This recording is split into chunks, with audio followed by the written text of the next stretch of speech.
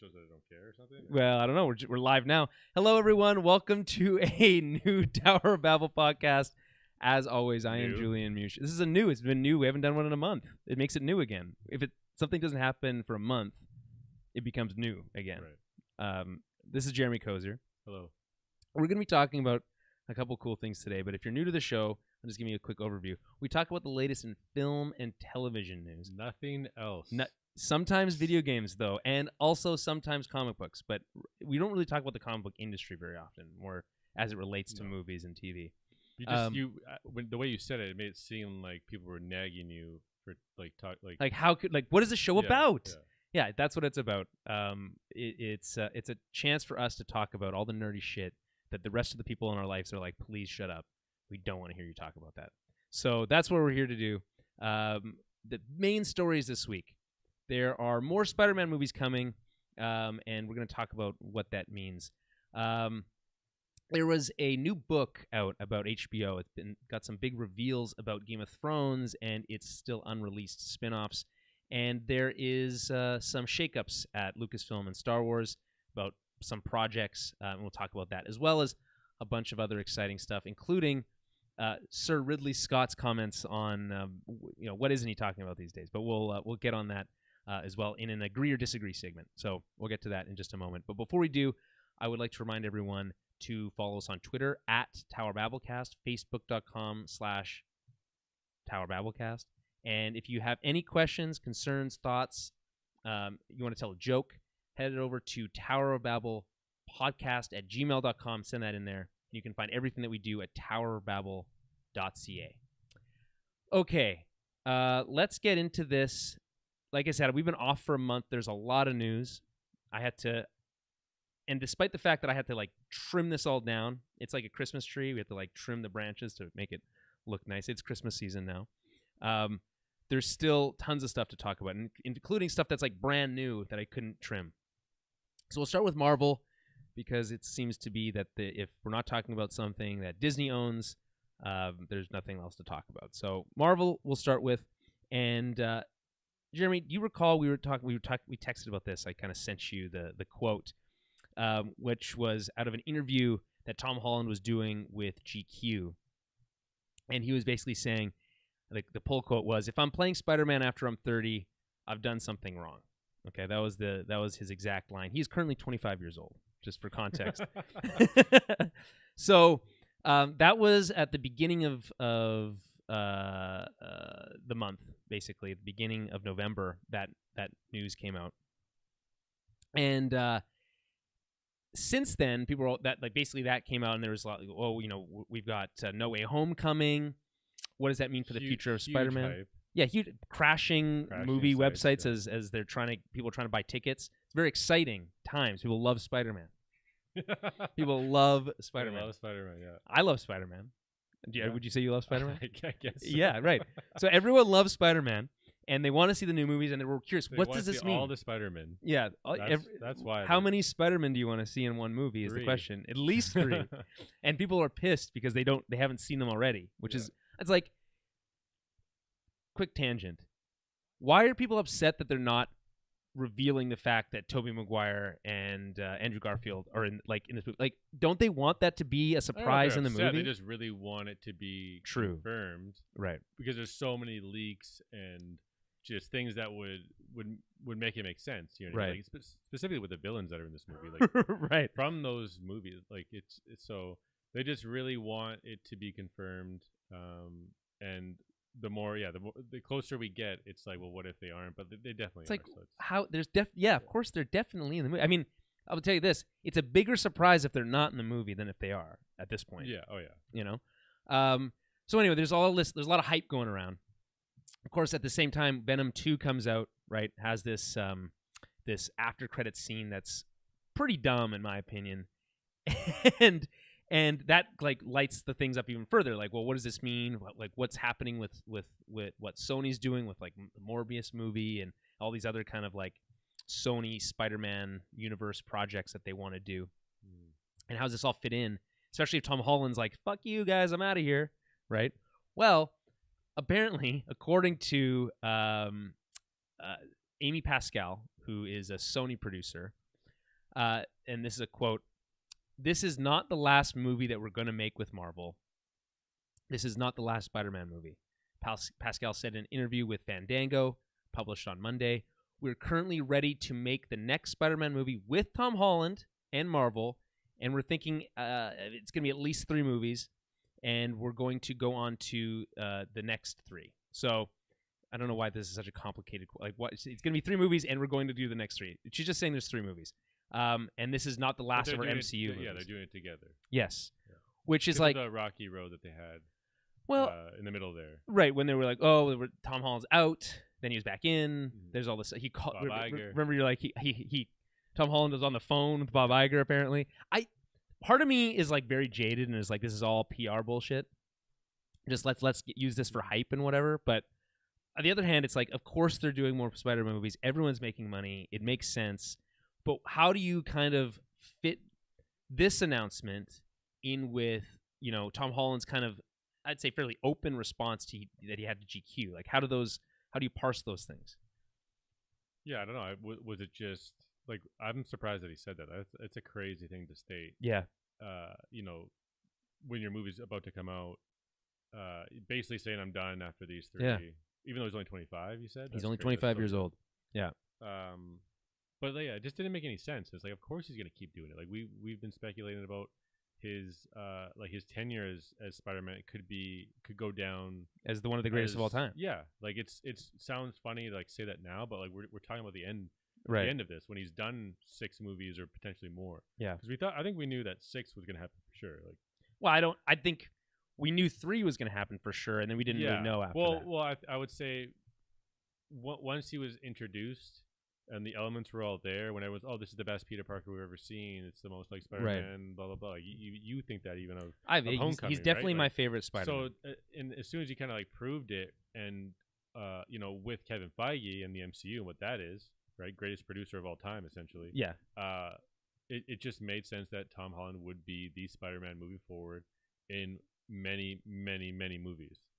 With tons of crossover movies with the Avengers movies already. So, I mean, it's possible that he's just posturing, like he's using this GQ interview to kind of like say, "Hey, you guys better pay me more," that kind of thing, and using that as a tool. That's possible, I suppose. It feels a little bit like a little shady. Like I don't. The other kind of side of me is like feels maybe he's a little jaded. He came out about the Uncharted making that movie, and how he hated it. Well, he didn't I don't like think it. He hated it. I think he just said he approached it wrong, and he basically was just doing damage control ahead of time. That right. it is the train wreck you might think it's going to be. Mm-hmm. But from those 2 stories, and to me, it just we're learning on who he is as a person and how he speaks to the media, which is just kind of different, a little open, honest. The whole thing about before was that he was always like leaking stories before, like he was a loose lips sink ships situation. Yeah. He wasn't given full scripts because they didn't want him to know stuff. And they leaned into that, right? Yeah. And they used that for the sequels later on. Yeah. And like he would joke about it too. There's even like there's a little they did a trailer video reaction. Yeah. Of the newest trailer, and he was like, "But wait, where's like he didn't say that, but like he says like a but then like catches he's himself. Like, whoa, so yeah. It's like, is that part of the gig? Well, he's or an is that actor. Genuinely him just being like a little confused in the moment. I don't know. Like we don't know him. Yeah. He does come off as being very genuine, which is why people really like him. I think that's very important. He's dating Zendaya now. Is that true? Yeah, that's very cute. That's super cute. I thought Timothée Chalamet might have tried to sneak in there with the whole Dune thing, but there's really only 2 actors that male actors that people want. It's Timothée Chalamet and Tom Holland now. They're like the new hotness. Yeah. So anyway, so that's the news. We know that there's new Spider-Man movies coming. This is good news. Ultimately, though, I think it's these next 3 movies are probably going to be even more tied in with what Sony wants to do. I think that's probably a part of how this is going to work out. Hey, if we're going to make all the Sinister 6 movie, we're going to make this, we're going to do a crossover with Blade and Morbius or something maybe, or whatever, we're going to want the best Spider-Man available, and that's Tom Holland. We don't want to recast again because that makes things confusing for the MCU, right? I think Kevin Feige would understand that and would know that. So maybe they just came to an agreement after this interview and we're like, okay, yeah, actually, because there's no way you can fit 3 movies into 5 years. Like, I mean, technically you could, but at the rate that these Spider-Man movies have been coming out, I would be shocked. That being said, I mean, I don't know. There's they made this movie really quick, I feel like. Like it went to like it only started filming like recently, and then it's like coming out already. It was like last. I feel like it was like last December or something. And we were getting like set leaks and stuff like that pretty early. I mean, I don't know. The last Spider-Man movie is pretty fresh, like with Jake Gyllenhaal and Mysterio. Yeah. Like that was. It feels. I mean, how long ago was it? What movie? What was that one called? Far From Home. Far From Home. Spider-Man. We just don't know when that movie came out. Well, that's the problem. I would say 2019 or 2020. Yeah, 2019. Yeah, 2019. Yeah. So like, yeah, it's only pretty quick. That's 2 years ago. So you could, and especially if if he's like making an appearance in Venom 3 and that counts towards it or whatever, then it could go a lot faster. Yeah, and he does talk about wanting to like, well, we should do a Miles Morales movie sooner than later. Yeah, that was cool too. Right. Which would be sweet. Yeah, I just always think about how Kevin Feige fits into this whole thing, right? Like he's, it's like they need to trust him. I feel like above all else, but like they were obviously making their own push. Like we want Spider-Man. Right. It is ours. You're not going to get him back. Like you got back but like, Daredevil. It's so crazy because like it's really not theirs. Like it is. Like it's so silly though, right? They do have somewhat of a legacy going back to the 2001 Tobey film. Maguire movies. You know what I mean? So. And they know that it's a huge cash cow, especially with the character being so recognizable globally. Yeah. But I just have to wonder, like moving forward, like if they are just utilizing Kevin Feige to their advantage, or are they just trying to play with him? But like, would he be okay with that? I think he is, because if they just do what they want to do, then that almost means that he has to like extrapolate what they've done and have to fit that into his. Yeah, you already have like Tom Hardy as Venom, which I'm sure he would approve of, and it's just like. Well, I mean, I don't know. Like, I think if it's hard to say. I would say yes on that, and yes on Ryan Reynolds and Deadpool, right? Like we know those aren't his, right? But we know he's adopted them. Yeah. But like, here's the thing. Here's what I'm wondering. Like, if Venom was made by Marvel Studios, Kevin Feige, would it be this funky, weird thing that it is now? Like, I doubt it. Like, I feel like it would be different, but like, it's not like Marvel movies are dark. Marvel movies aren't horror movies. You know what I'm saying? And they haven't yet to do a rated R film, so it's like, what would that have even looked like? So he's now having to adopt this new funky version of Venom into the MCU, and that's part of the deal, obviously, because we know that with Venom 2, how that all fucking works, stupidly, but. It is a mess. I don't know. It's a mess. But the best part of it is Tom Holland's sticking around for a little while yet. Hopefully we'll get some of those college year movies. I think that's like a solid age range for Spider-Man. I think I have from the 90s cartoon, I have a sweet spot for that. Like stakes, right? Like it's going to have to be like it can't just be the biggest. Like they can always be bigger movies, right? But in terms of plots and characters involved, like how do you settle back down and do a new trilogy, but you've had everything else before? I think you have to go back to the roots. Like let's go back to street level crime in New York. I think people like that. Hawkeye is kind of that, and I think people are without touching on too much of that, people are kind of are. It's refreshing again to have those street level villains and that kind of stuff that feels a little bit more grounded. You can do that with Spider-Man. We don't have to have this crazy, wacky multiverse shit with Spider-Man movies. We can do... But this is blowing the door open on that, and that... Like, it feels too small. Well, yeah. Like, I don't know. It's just tough. Like, even with Hawkeye, it's like they have to pay respects to everything that happened beforehand, and it informs everything currently moving forward, too. Like, and it's that MCU, Kevin Feige... Remember that, string this together, all that. But now, if Sony's they'll be at the forefront of these new Spider-Man movies, so maybe they will kind of like bring it back. But we have to really see what happens at the end of the Spider-Man movie, because even after that, it's connected to Doctor Strange. He's in the movie, right? And he's getting his own thing that's going to blow things open up. Back to Wanda again, and So it's. I've said this from the beginning, and the reason I say that about going back to street levels is I'm kind of projecting a little bit because that's what I want. Yeah. Because, and I've said this before, but I just feel like the Spider-Man movies we've gotten have not been as grounded as I would like to have been because of the stakes of the MCU are so cosmic now. Like, we haven't just had Spider-Man in New York having to swinging around in New York. Well, having to deal with his. I mean, because he's like the second movie he's literally taken out of New York. Yeah, and the first one he's Iron Man Jr. too, right? Like exactly. And that's fine because he's learning, and I think that's it's cool. just the price you kind of have to pay, or for having to fit him at the MCU. I suppose, and it's a new take, right? Like we didn't do the Uncle Ben stuff. Yeah, you know what I mean. Like, you have to kind of reinvent or just rejigger things a bit, and they've done a pretty good job of connecting to the MCU and. Right, so it's something that's like I said, it would feel a little refreshing to have that kind of more traditional Spider-Man storytelling that we're used to, right? Like, how fun would it be to just do like a Kraven the Hunter movie or something like that? Like, that's kind of fun. I thought he was cast in supposed to be in this movie. Am I like making that up or something? I don't. Who is he supposed to be then? I just remember that was like a news story that dropped that we talked about, and I think it was us talking about how we would like that to happen. Because I would still like that to happen. Because I think that it is a thing, but. Maybe he's the sixth villain in the Sinister Six because there's only 5. Right, that's true. From the trailer. So anyway, that's where we are sitting with Spider-Man. Exciting, obviously excited to see Far From Home, or not Far From Home, No Way Home. That's gonna be huge. What did you think of the latest trailer? I didn't see it. I've stopped watching the trailers, Jeremy. I can't. There's already so much information. I feel like I already know how the movie plays out, which I think they want me to feel at this point. But I'm just not going to play into any more of their bullshit. I just want to watch the movie and just enjoy it. Yeah, the press screener is I think now or something. People have it. Or just like it's like we have to go to the theater, but right. They're only showing like 40 minutes or something like that. Oh, they're not even showing the full movie to press. Yeah, that's bold. And that's why there's that one story that just was leaking or whatever. People are reporting on. That the special effects aren't even quite finished in certain aspects. In that GQ interview, actually, I didn't even mention this. I was going to pass it up because it didn't really fit in, but you mentioned it.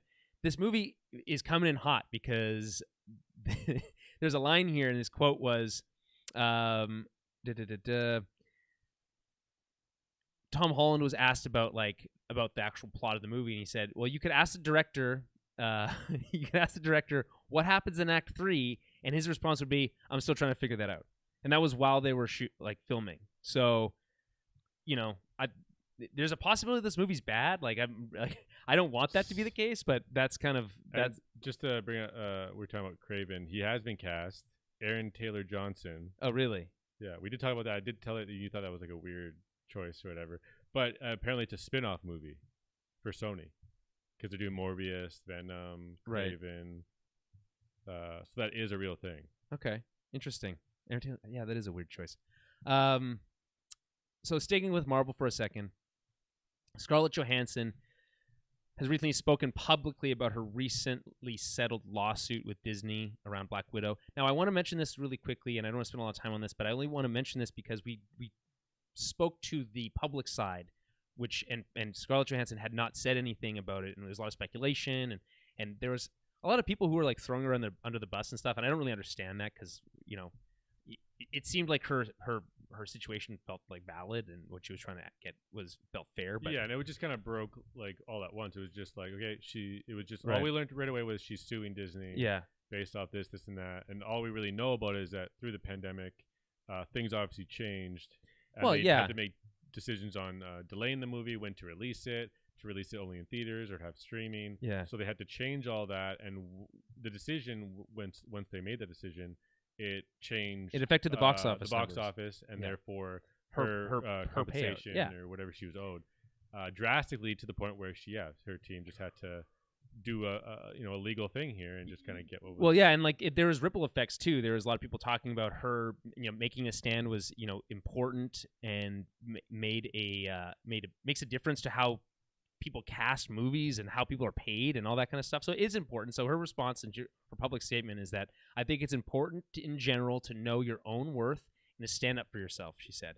And I think in this industry, I've been working for such a long time. It's been almost 30 years. It's crazy to think she's been working for 30 years.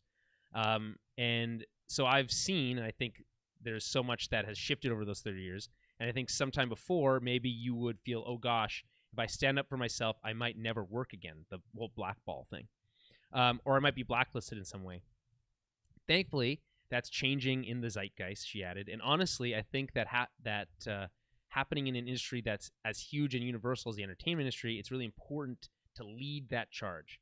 So she's basically just saying, you can't let the studios walk all over you. You have to, like, someone has to stand up for it. She was in a very unique position with Disney to do it because her character had been killed off. Yeah, a very advantageous position. Yeah. With how popular the Avengers and the MCU is, and she's such an important part of that team that, you know, it's definitely easier in that sense to take a stand for sure. But because now she's not like risking our appearance in another Marvel movie. Yeah. So it's definitely an important sentiment that everyone should, you know, believe in and use. But again, when this whole story broke, we were like, yeah, good for her. Like, what is Disney gonna do now? Like, they'll look terrible if they don't. Exactly, and they did look terrible at first because they were like throwing out. They put out this statement that like basically threw her under the bus. It was really shitty, and it was like talking about like how, oh, you know, in these COVID times, can you imagine that someone would be upset about only making $50 million or whatever? And it's like, oh, fuck you, like everyone. That's all pocket change to you people. Like, the figure doesn't matter. So anyway, all that being said, apparently there's no bad blood because it was settled outside of court. She got paid whatever she got paid. We're not going to ever find that out. And she's recently signed on for a quote-unquote top secret Marvel project, Lasers. Secret Wars. Top secret Marvel project that is unrelated to her Black Widow character. So she's going to be producing some Marvel project or something. I don't know. So that's good news. So again, sticking with this, there was Disney Plus Day. I'm not going to talk about all the stuff that came out of Disney Plus Day, but I will mention something that was very exciting, which was that the X-Men the Animated Series from the 90s is getting a relaunched, a revival. It's called X-Men 97, or at least that's the working title right now. X-Men member berries. Yeah. And it's set to release in 2023. So, Jeremy, what was your first reaction to this? You sent me you sent me like a little like GIF of like Wolverine and Cyclops. It was like, bring it on, bub, or whatever. Was it? I don't know. I think that was from you. Maybe, I don't know. No, but either way, basically it was like, I sent it to you and I was like, what do you think of this? And you're like, this is exciting. But I think I saw, like, it was like a funny meme of like the Wolverine in bed looking at a picture. Right. And I think it was like the new one or something. I just thought it was like kind of trippy. Yeah, I mean, wow, like pretty.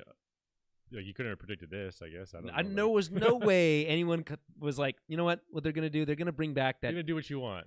Like, it's just so like. Listen, I don't think anyone was even calling for them to bring it back. No. There was comic books of it already. All we know is that we are, anticipating the X-Men revival within the MCU, essentially, and just kind of what Kevin Feige and the whole team and Disney have in store for that. And we just kind of question that. How are they going to do it? Are they going to one character at a time? Go in there and just do a full-blown movie? Are they going to wear the spandex? Are they going to have all the different colors? So it's just cool that this is going to give X-Men fans that fix, essentially, for the short term. Yeah, and give you like quintessential X-Men, which is distilled into that cartoon because it comes from Jim Lee's 90s run. Yeah. So, was it 90s? Yeah. Yeah. Okay. Yeah. That was like when 80s maybe. That was when he late 80s, early 90s, I guess. But which was Claremont. Was that Claremont? That's earlier. Chris Claremont. Either way, it basically like it. X-Men was so popular at that time. People were buying comic books and reselling them for like thousands of dollars, and it's crazy to think about because you can't keep a comic book store in business these days. But the X-Men have kind of gotten the back seat for the last few years as Fox has been absorbed into Disney. Everyone was excited about the X-Men during the MCU. It still hasn't happened yet. It's likely going to happen as a part of this multiverse stuff. That's probably how it's gonna play out.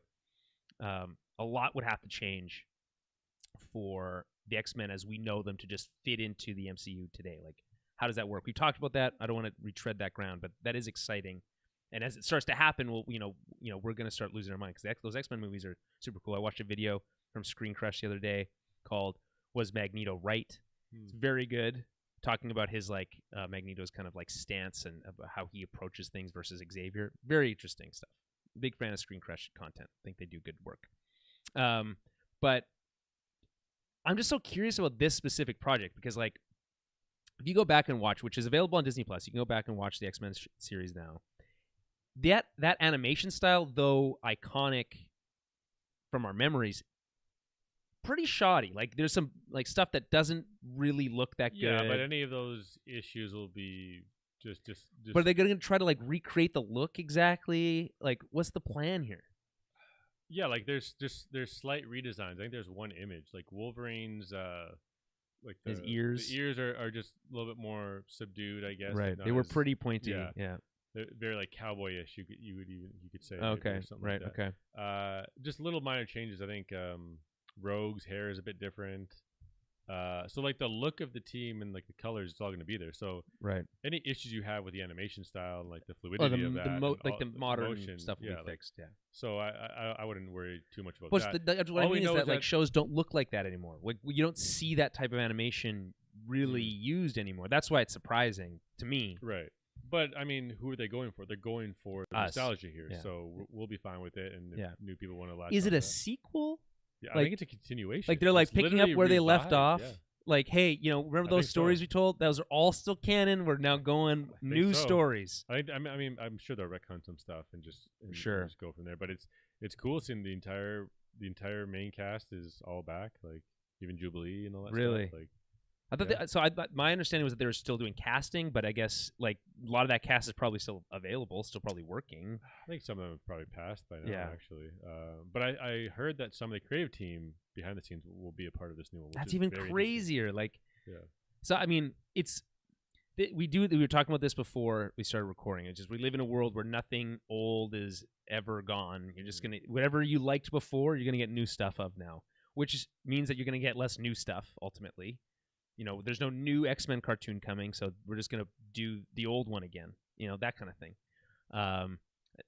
There's pros and cons to that. Obviously, this is exciting. It's a uniquely interesting one.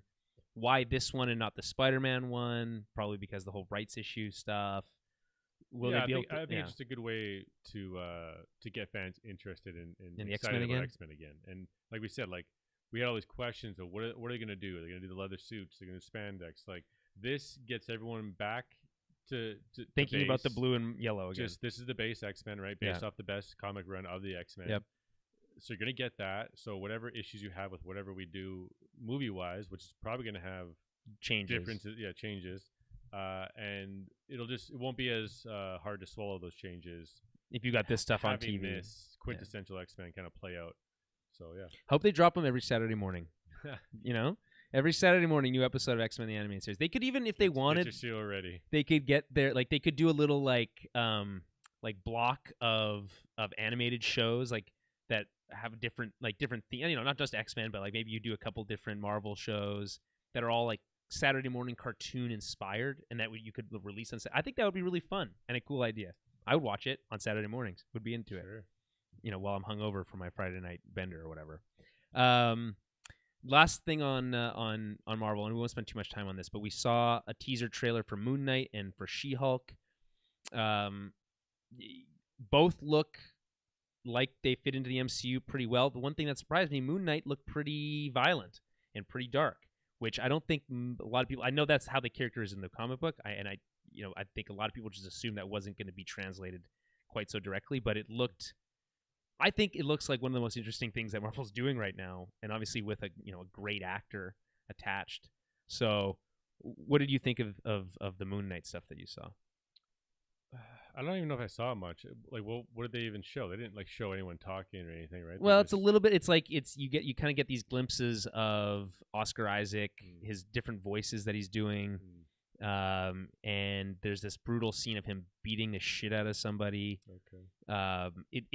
It looks very Batman inspired, but I mean Moon Knight is Batman inspired, so that's also not surprising. But what was surprising was how faithful it seemed to be to the actual comic book.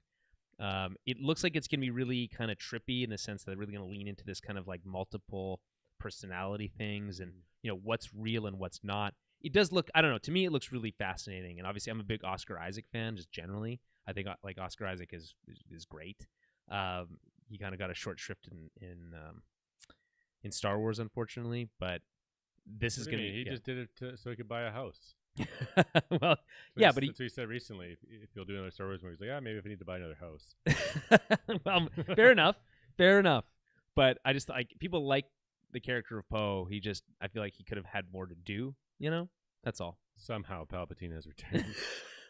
That quote will live on in infamy. And he had to like they're like, let's write. They wrote this down. He said, read this, and he's like, okay.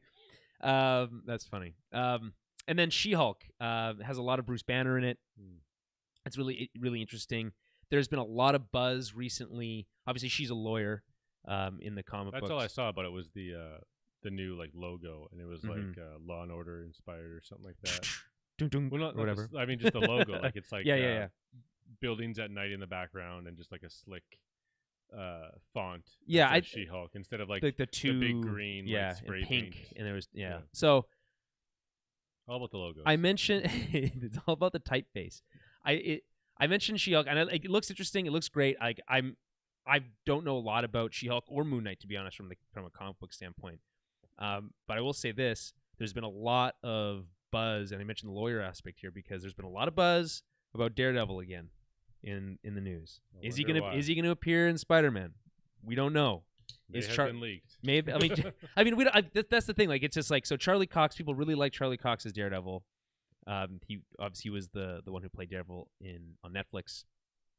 Those shows are not connected seemingly to the MCU, although they tangentially were at the time. Yeah, I don't know. Multiverse stuff, connected. Exactly, whatever. So they're saying, how can we get Daredevil? Like Daredevil, I feel like is one of those kind of like B tier characters that is big enough that most people know who he is, that has yet to appear in the MCU. That could, you know what I mean? That I mean, he's had his own solo movie before, and the TV show. Exactly, so definitely well known. So it's kind of surprising he hasn't reappeared, but like. Also, obviously, Vincent D'Onofrio. The rights were all different for a bit there. Yeah, they were. Netflix owned the rights for a little bit. Yeah, but that cleared up. They can now be used again. Vincent D'Onofrio as Kingpin. He's the best part of that entire series. He's so good. He's been teased. Maybe he'll appear in some of the like these are kind of the connections that people are championing. But when you talk about like a She-Hulk and like the lawyer side, like the actual work of a lawyer, there's really only two big ones, So it'd be interesting to see if there's a crossover there as well. So anyway, that's what's happening in Marvel. Lots going on. Let's move on to Star Wars. The other big Disney property, but didn't have a lot of content at Disney Plus Day. Was barely mentioned. We have Boba Fett. The Book of Boba Fett coming out in a couple weeks, the first episode. So that's really exciting. I don't know if Jeremy, been watching those trailers, the new trailers or anything like that from Book of Boba Fett? I think I watched one or two. Are you only two? I think there's a couple new ones as of like yesterday or whatever. But are you excited? Where are you on Book of Boba Fett right now? Yeah, like, I don't think like any hype is building within me. Like it just feels like we've had a break from the Mandalorian and all the news of Boba Fett and his return, and it was exciting knowing that he's getting his own series, and it's basically here. Right. So I'm definitely gonna watch it, tune in. I mean, but I'm not like super. I think I'll feel it once I'm watching. Right. It. Maybe like you hear the music or the new music. Essentially. Right. Well, from what's his name? What the hell is the guy who does the Mandalorian music? So he's doing. I'm pretty sure he's doing the music as well. Yeah. Like and. That music from the Mandalorian was so good, like good. He's so talented. Yeah, he's so young and so like just different. What's this like Hans something or Hans Zimmer? yeah, Hans Zimmer. No, that's not what it is. Anyway, so that's what's happening in Star Wars right now. But there's a lot of stuff in the background. Obviously, there hasn't been any movies since Rise of Skywalker. Oof.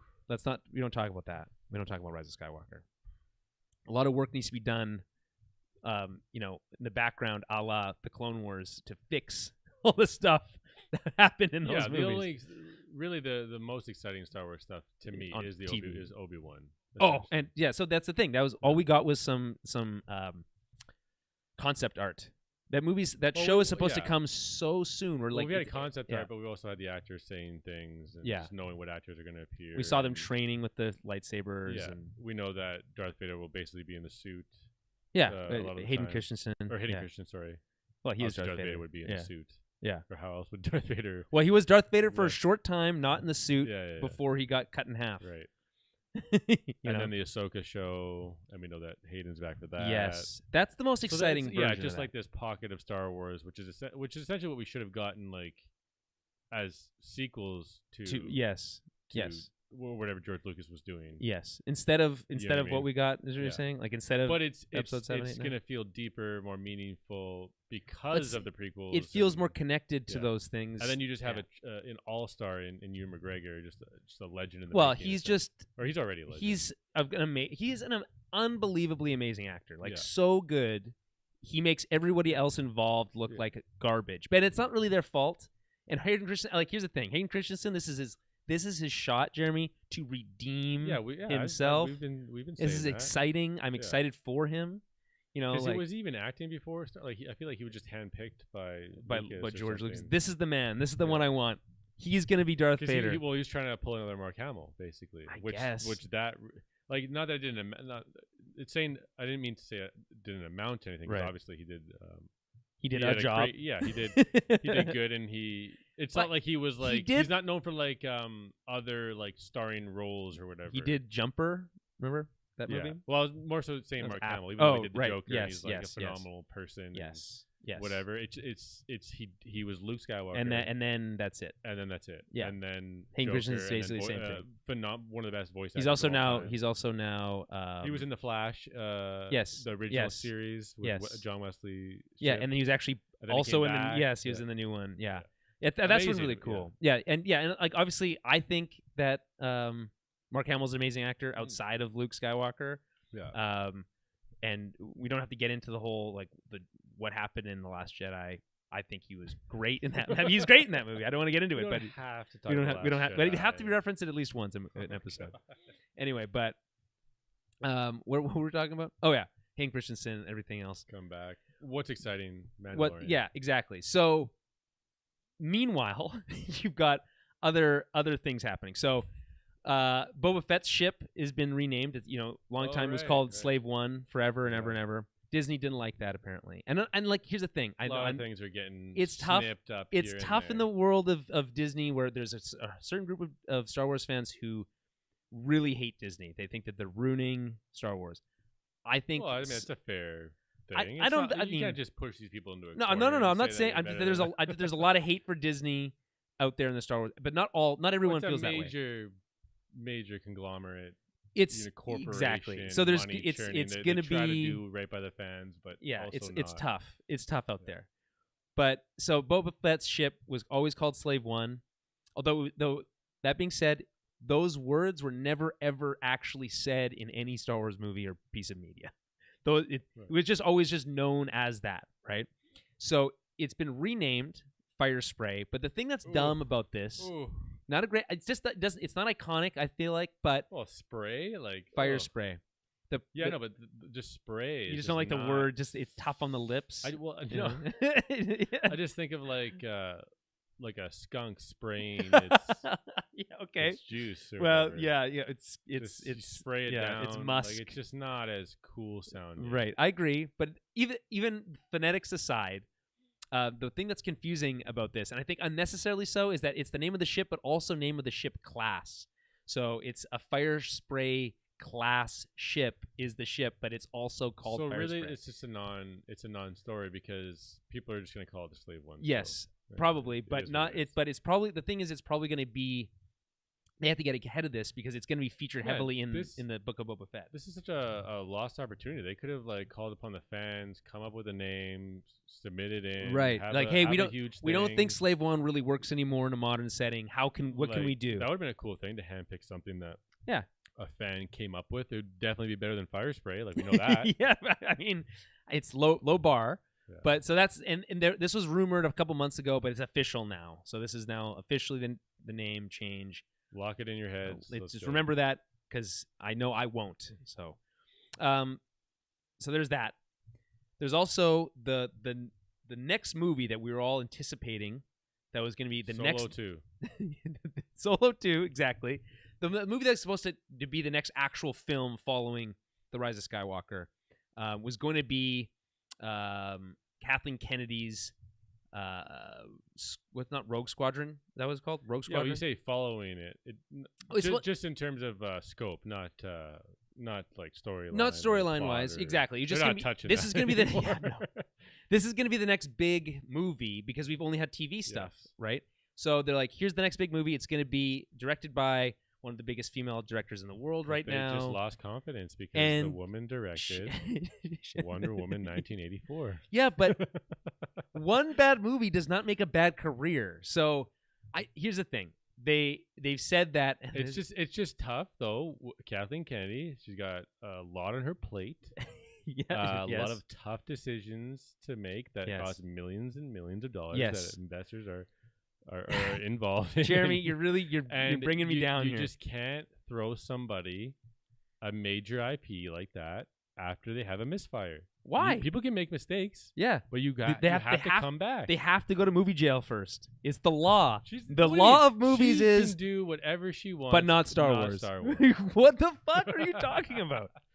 I'm not saying that's my decision. No, I get it. I understand what you're saying. She's in her position for a reason. Yeah. No, I understand. And it just is what it is. And I go back to 1984, and I think about her quotes over the movie, and what Patty Jenkins. What people were saying to her. Right. We should actually pull it up. It's super funny. I don't have it. She's like basically saying you have to wait. It looks stupid now. It looks silly now. Right. But you have to wait. Right. It's gonna be good. So they play that quote or whatever over top of the scene when Wonder Woman is like being blown by the wind and like there's garbage like floating by, and then like one of the piece of paper like hits her in the face and stays there for like a split second. Yeah.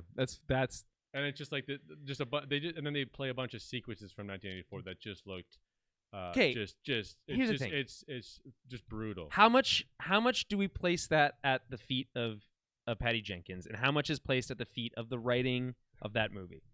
How much absolutely is right. You know, it's from what we know, from what I've looked at, everything clearly we've heard. Jeff Johns is heavily involved in the How writing does he keep making these terrible decisions? Jeremy, we spent years. He's ruined everything. We've spent years reading his Green Lantern run.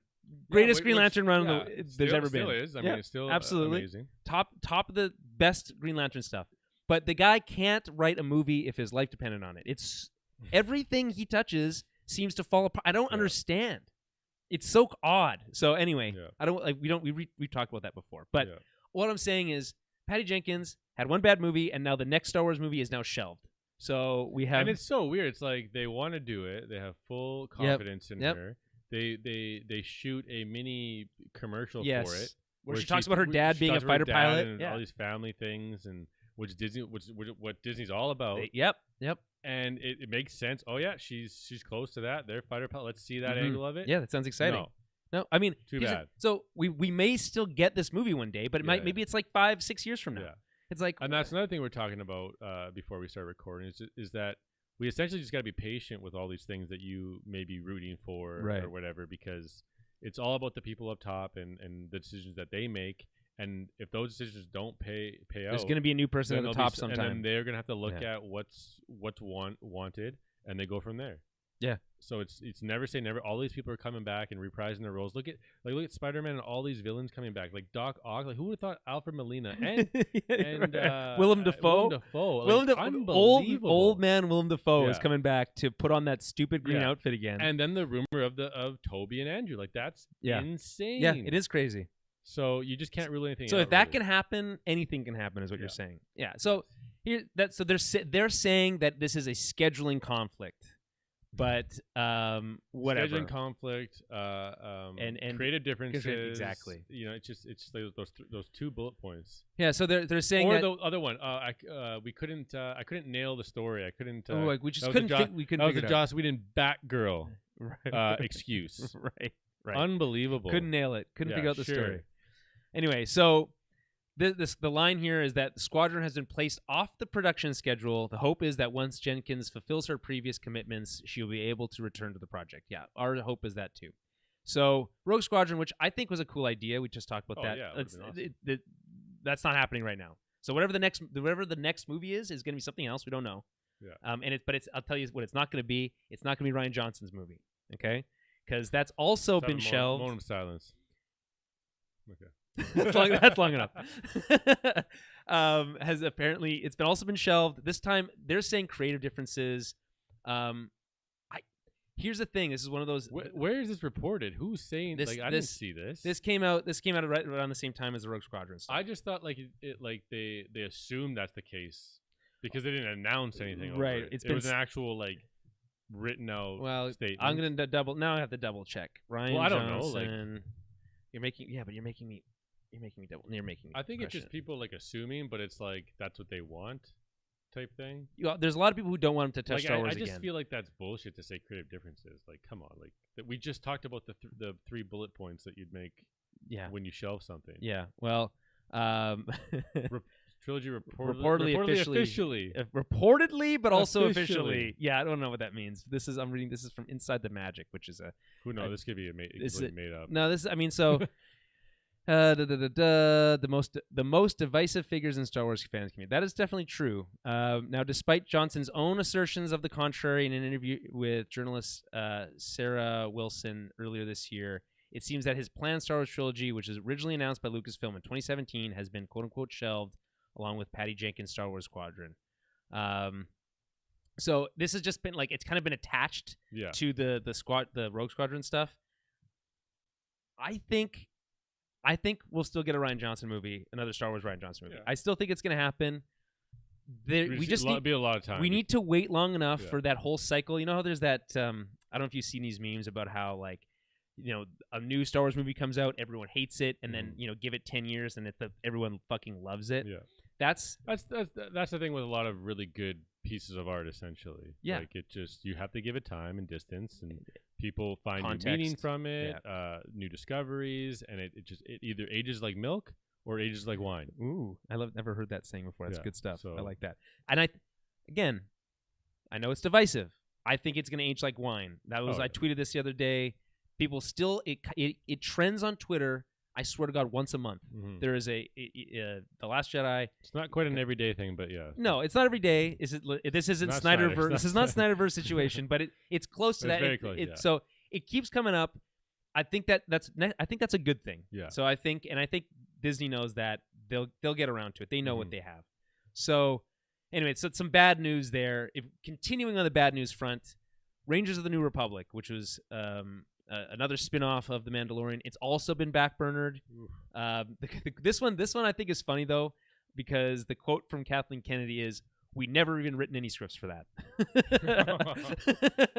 So, but the news is that the stories of that, some of the story outlining they've done will be used in other series instead. This was the one that was supposed to star Cara Dune, Gina Carano. Oh yeah, I was like Cara Girano. I was mixing her Star Wars name and her real name. And so she had that. There's a whole. I don't want to retread that thing, but she was she was making enemies somehow. I don't really know. So she was persona non grata at Disney. She's kind of been kicked to the curb. So she's not going to star in the show, and the show's not going to be made anymore. The thing that's interesting about that is that it's a change to this whole schedule that they've announced of all these shows. You mentioned the Ahsoka one. There's also the Acolyte. There's all these shows, and they're all. The thinking was the original design, and I think it's brilliant. Actually, is to, unlike how Game of Thrones had to weave all these stories into one series under one name to come to a conclusion at the end that was ultimately disappointing.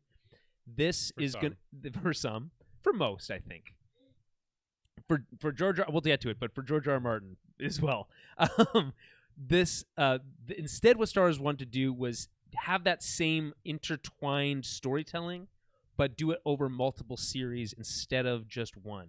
So they're going to The Mandalorian is spinning off into the Book of Boba Fett, but also into Ahsoka because she appeared in The Mandalorian, right? So she's going to have her series. Then there's all these little bits and pieces that are all going to tie together. And I presume in either a movie or a big assembled kind of Avengers-style series at some point. You get more freedom to make changes like this when it's not just in the show. If it's not like The Mandalorian, if we're already in Mandalorian Season 5, Cara Dune was a big part of it, and now she has to be written out. That's hard. This is much easier. Now maybe you can rejigger the show, you put those stories somewhere else, it can be done. Right. So you don't have it here, but there was also talk about the Kevin Feige Star Wars movie. Oh, yeah, I forgot about that. There was the whole, before Eternals released, there was this whole discussion on how he might get Chloe Zhao to direct his Star Wars movie, essentially. I think she'd do a great job. Then I think after the movie came out, it could be all just conjecture, I guess. A lot of people just saying, right up that Kevin Feige isn't going to use. He lost Chloe. faith in her or whatever. I don't know if it was that mean spirited or anything like that. I think it was just them making it make sense, but it's not official, and then just reporting that he's not going to go with Chloe or right. It's not his. Well, I don't know. I mean, there's so much that we don't know about what that's. I mean, there's so much that news outlets want you to believe. They'll twist. They'll try to predict what's happening and use the trends and who's popular. Right. So they could have even made up the story that I don't know. I don't want to say Feige is circling the idea of Chloe of using Chloe because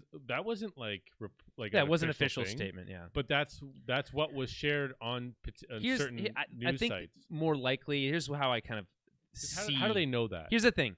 When you hear a rumor, it's because a studio wants you to hear a rumor. They almost always these things are leaked on purpose. I think it's changed now with social media, with influencers and stuff like that. 100%. They're making their own plays as the quarterback with what's out there, and that makes sense that you would buy. If they say Kevin Feige's thinking about using, it's how do they know that? What scoopers told? How do they know that? That's the thing. So it's. People will speculate regardless, and I think that includes some less scrupulous journalists out there. But I just think they're really good at speculating, and they know how to trick us. So basically, if they get enough right from their guesses, they look like they know what they're talking about. Well, yeah, there's so many of them out there, right? Like the Grace Randolph. I really don't like Grace Randolph. Yes, there's a reason for that. There's also a reason as to why we know her name. Yeah, I know, it's crazy. I mean, yeah, because she's interviewed Zack Snyder, and she's interviewed. Whoa.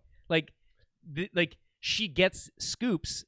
She's being fed information. This is not. Yeah. You know what I'm saying? But she has the ability to manipulate those scoops. Well, she can also not always be right. She can create her own stories. Yeah, that's what I'm basically saying with the Kevin Feige, Chloe Star Wars thing. Well, so I don't know. So we don't know much about the Kevin Feige stuff. I think it's exciting that we're going to get one. I think the Taika Waititi one is probably now likely the next Star Wars movie we're going to get. Because he's done filming Thor, Love and Thunder. I think he's probably going to make a small project, and then he'll be on to Star Wars. That one is going to be very different, which I think is probably very good for Star Wars in terms of trying to distance yourself from the last film, which was very bad. It's just going to be very comedic. Yeah, and I think but as long as it's good, that's fine with me. There's room for comedy in Star Wars. I just don't know if it'll be the next Star Wars movie that everyone's pre-ordering tickets for or something. What I'm saying is I think it's the next one that comes out in theaters. We're going to get we're going to get a bunch of TV shows. There's nothing even in development right now, Jeremy. Nothing's even in production. Wow. So it's the next that's closest. It's the furthest along. There's a script, apparently. And still so far, though. I mean, he's doing post-production. We're still talking we're talking years from now. Yeah. But this was supposed to go into production. This movie, Rogue Squadron, was supposed to go into production next year. Yeah, but now she's got to finish off Wonder Woman, I guess. I mean, she has to do the third one. Well, they announced that 2 days after the movie came out. Yeah. So anywho, so that's in Star Wars. Some bad news behind the scenes, but on what we're actually getting right now in terms of content, pretty good. So, and we'll see what Book of Boba Fett, but it looks like it's gonna be pretty good. Couple small news bits. Tom Cruise has been practicing training for the next Mission Impossible film. Was last seen dangling upside down from a wing of a World War II biplane. Oh, and then the plane does this nosedive and spiral while he's attached to the wing. This is where he dies. This is how he dies. Letting everyone know this is how he dies. He's going to die in a movie-related accident. So you're going to spiral the plane, be on the wing, do a nosedive, jump back in the plane, and pull it up? Yeah, right. Yeah. Or okay. Yeah, sure you are. Okay, Tom. Yeah. You broke your leg last time. We'll see what you break this time. Anyway, that's just to say, be excited for Mission Impossible movies because there's nothing else like them in cinemas right now. There's just nothing. No one takes movies as seriously as Tom Cruise does. It's all made up. Chris McKay, director of The Tomorrow War and the Lego Batman movie. Have you seen The Tomorrow War, Jeremy, on Amazon Prime? No. It's not very good, but an interesting concept. Who's the director of the Mission Impossible movies? Christopher McQuarrie? Yes. Okay. Yes. I was weirded out there. It's very similar. Yeah, it is similar name. And he's also apparently attached to do the Nightwing movie. Chris McKay is. Oh, yeah.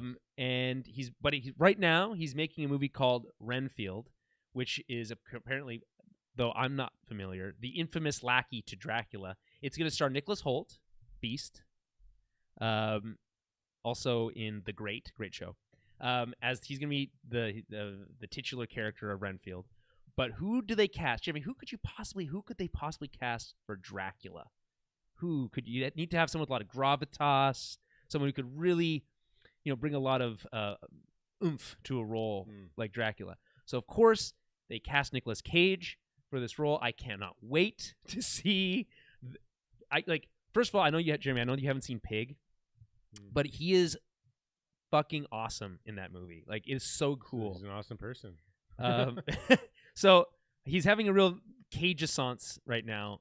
Apparently, he that's obviously not his real last name. Like, he chose that because I think it was his name was Coppola. I think his name was so similar to Francis Ford Coppola that he changed his name to Cage. But apparently, this could be made up. But I saw like a Twitter or like a Instagram thing where it says that he chose Cage because of Luke Cage in the comics. That's cool. Yeah. I mean, the guy played what's his name? The Skullhead, burning Skullhead. Oh yeah, Ghost Rider. Ghost Rider. Well, he's also going to be Superman in Tim Burton's Superman. That's right. I think it's best we didn't get that one. I think I don't know. I think it's a really cool piece of like nerd culture that image, like especially, is like ingrained into our brain. Yeah, like well, it was so with close. That long hair. Yeah, like the suit was there. Like it was just it's like an alternate timeline. Mm-hmm. Just like the what's his name? The director of Mad Max, his version of Justice League that we never got. Oh, yeah.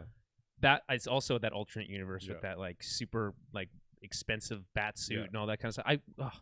It's such a shame. There's some of the stuff that we didn't get. Anyway, so that's that.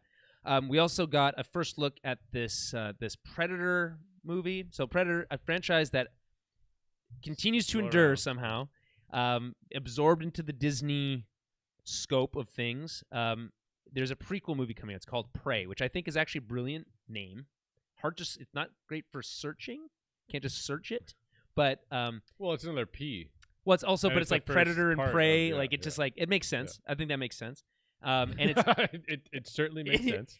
Anyway, so it's set in like, I guess, I don't know, like ancient Mesopotamia or something.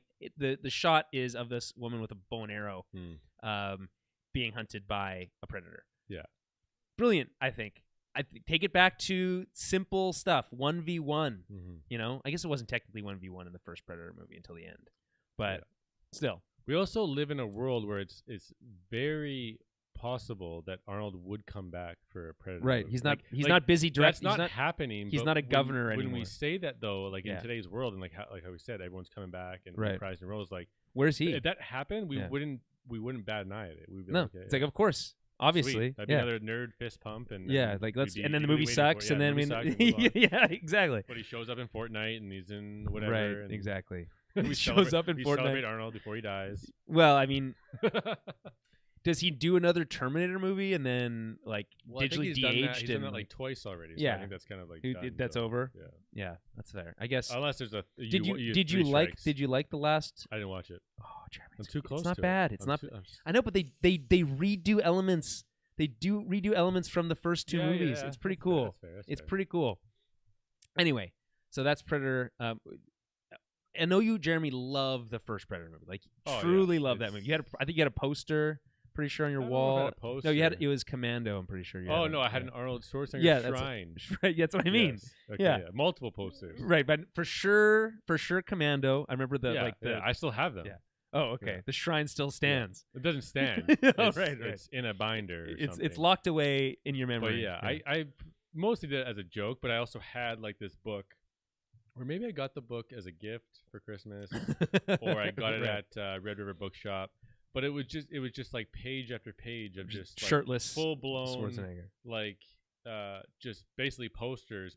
Like you weren't supposed to take them out, but I just ripped them out, and then I just thought it'd be cool to have all these iconic Arnold roles displayed over my my mantle. Bed. I guess. My bed. Who has a mantle in their bedroom? Well, above like the dresser, I guess. Right, like a right. So every time you're getting dressed, you can be like, "This is what I want to look like." Right. Yeah. So yeah, huge fan. So yeah. So what I'm saying is, you like the first movie. I like the first movie. It's so good. Just, I remember. I think I watched it first so time iconic. at Amos's house. Actually, if it bleeds, we can kill it. Exactly. Fucking Get to the job. Get to the job. Classic stuff. Yeah. Great lines. Right. Is Not a Tumor not from that movie as well? No. That's Kindergarten Cop. Oh shit. Did you really think that was from that? You were making a joke. No, I honestly thought. When would he say that? When they're talking, when they're all in like, they're all together chatting it up. You know. Anyway, it doesn't matter. Okay. You made a mistake. It's okay. We make mistakes and we move on. Listen, we're not perfect, but the point is, like after the last movie, which I did, the last Predator movie, which was called The Predator, I think, which we thought, this looks like it could be interesting. I don't know if I even watched it, but yeah, we watched it at the movies together. Oh, okay. We reviewed it on this show. Oh. We hated it. We just thought it was just it looked bad. The story was bland, forgettable. Obviously, like it's just typical. Like it starts off really good. There's dogs. Remember, there's like predator dogs in it. Anyway, does this idea did it spark anything? You're like, ooh, this franchise has kind of jumped the shark too many times. Yeah, it's a reboot, prequel. Yeah, you're basically rebooting everything except for the villain itself, or you know what I mean, right? The pull in or whatever. Yeah. So that's cool. It's a fresh new take. Doesn't have a team of commandos. Yeah, it's just back to I think kind of to the roots of the idea. Yeah, it's the horror aspect of it, of this this villain that is so much far above. Yeah, it's like toying with you. Yeah. So it's invisible. You literally can't see it. Yeah. It's 8 feet or probably even tall. They're pretty tall. It's they're crazy like 8 tall. or 10 feet tall. Yeah. So crazy blades plus shoulder cannons. Laser. Yeah. So it's and the jowls. Yeah. One ugly motherfucker. Yeah. Exactly. Yeah. Yeah. That one I got. The glowing blood. Yes. Green blood. Right. But not acid blood. That's different. And then it's invisible, but it has that camo. You can kind of see ripple. Yeah. Well, it has the '90s CG effect. Yeah. But it's also like the Invisible Jet Wonder Woman. You can see the outline of it. It's just clear. Yeah. Yeah. So. Yeah. Just like the Invisible Jet. Okay, so we have a agree or disagree segment, and I really just wanted to use that title because I think I know how we're going to feel about this, but there's a little bit of nuance here that isn't always present, and it actually surprisingly comes from an actor you might not expect. So this is first little bits from the AV Club. I'm just going to read from the story. Ridley Scott is the next director up to bat when it comes to absolutely shredding run-of-the-mill superhero movies without naming any names. In a recent interview with Deadline, the House of Gucci director somehow, by the way, directed this movie despite having also just recently directed The Last Duel. I don't know how this man who is gotta be, how old's he gotta be now? He's gotta be in his 70s, right? Maybe. Is still directing. Anyway, he gave his thoughts on the current age of superhero flicks and said this, quote, "The best films are driven by characters, and we'll come to superheroes after this if you want, because I'll crush it. I'll fucking crush it."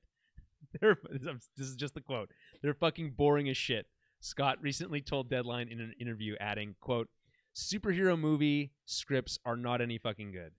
When looking back on his career, Scott would say he's, quote, "made 3 great scripted superhero movies. One would be Alien with Sigourney Weaver, one would be fucking Gladiator, and one would be Harrison Ford in Blade Runner. They're superhero movies. So why don't the superhero movies have better stories?" Scott continues, "Sorry, I got off the rail, but I mean, come on. Superhero movies are mostly saved by special effects, and that's becoming boring for everyone who works with special effects, if you've got the money. When it comes to superhero movies, Scott would rather rely on substance and subverting audience expectations, as seen in Blade Runner. Quote, Harrison Ford was one superhero, but everyone was confused because he got the shit beaten out of him by the end by the other superhero, who they thought was the bad guy, but turned out to be the good guy. I think that's pretty cool," Scott says. Ridley Scott followed that up in a conversation on Mark Maron's WTF podcast by talking about his recent box office flop, The Last Duel, which earned $27 million worldwide off a $100 million budget. So pretty brutal. Taking a bath on that one. So this is from The Hollywood Reporter. Quote, I think what it boils down to, what we've got today are audiences who were brought up on fucking cell phones.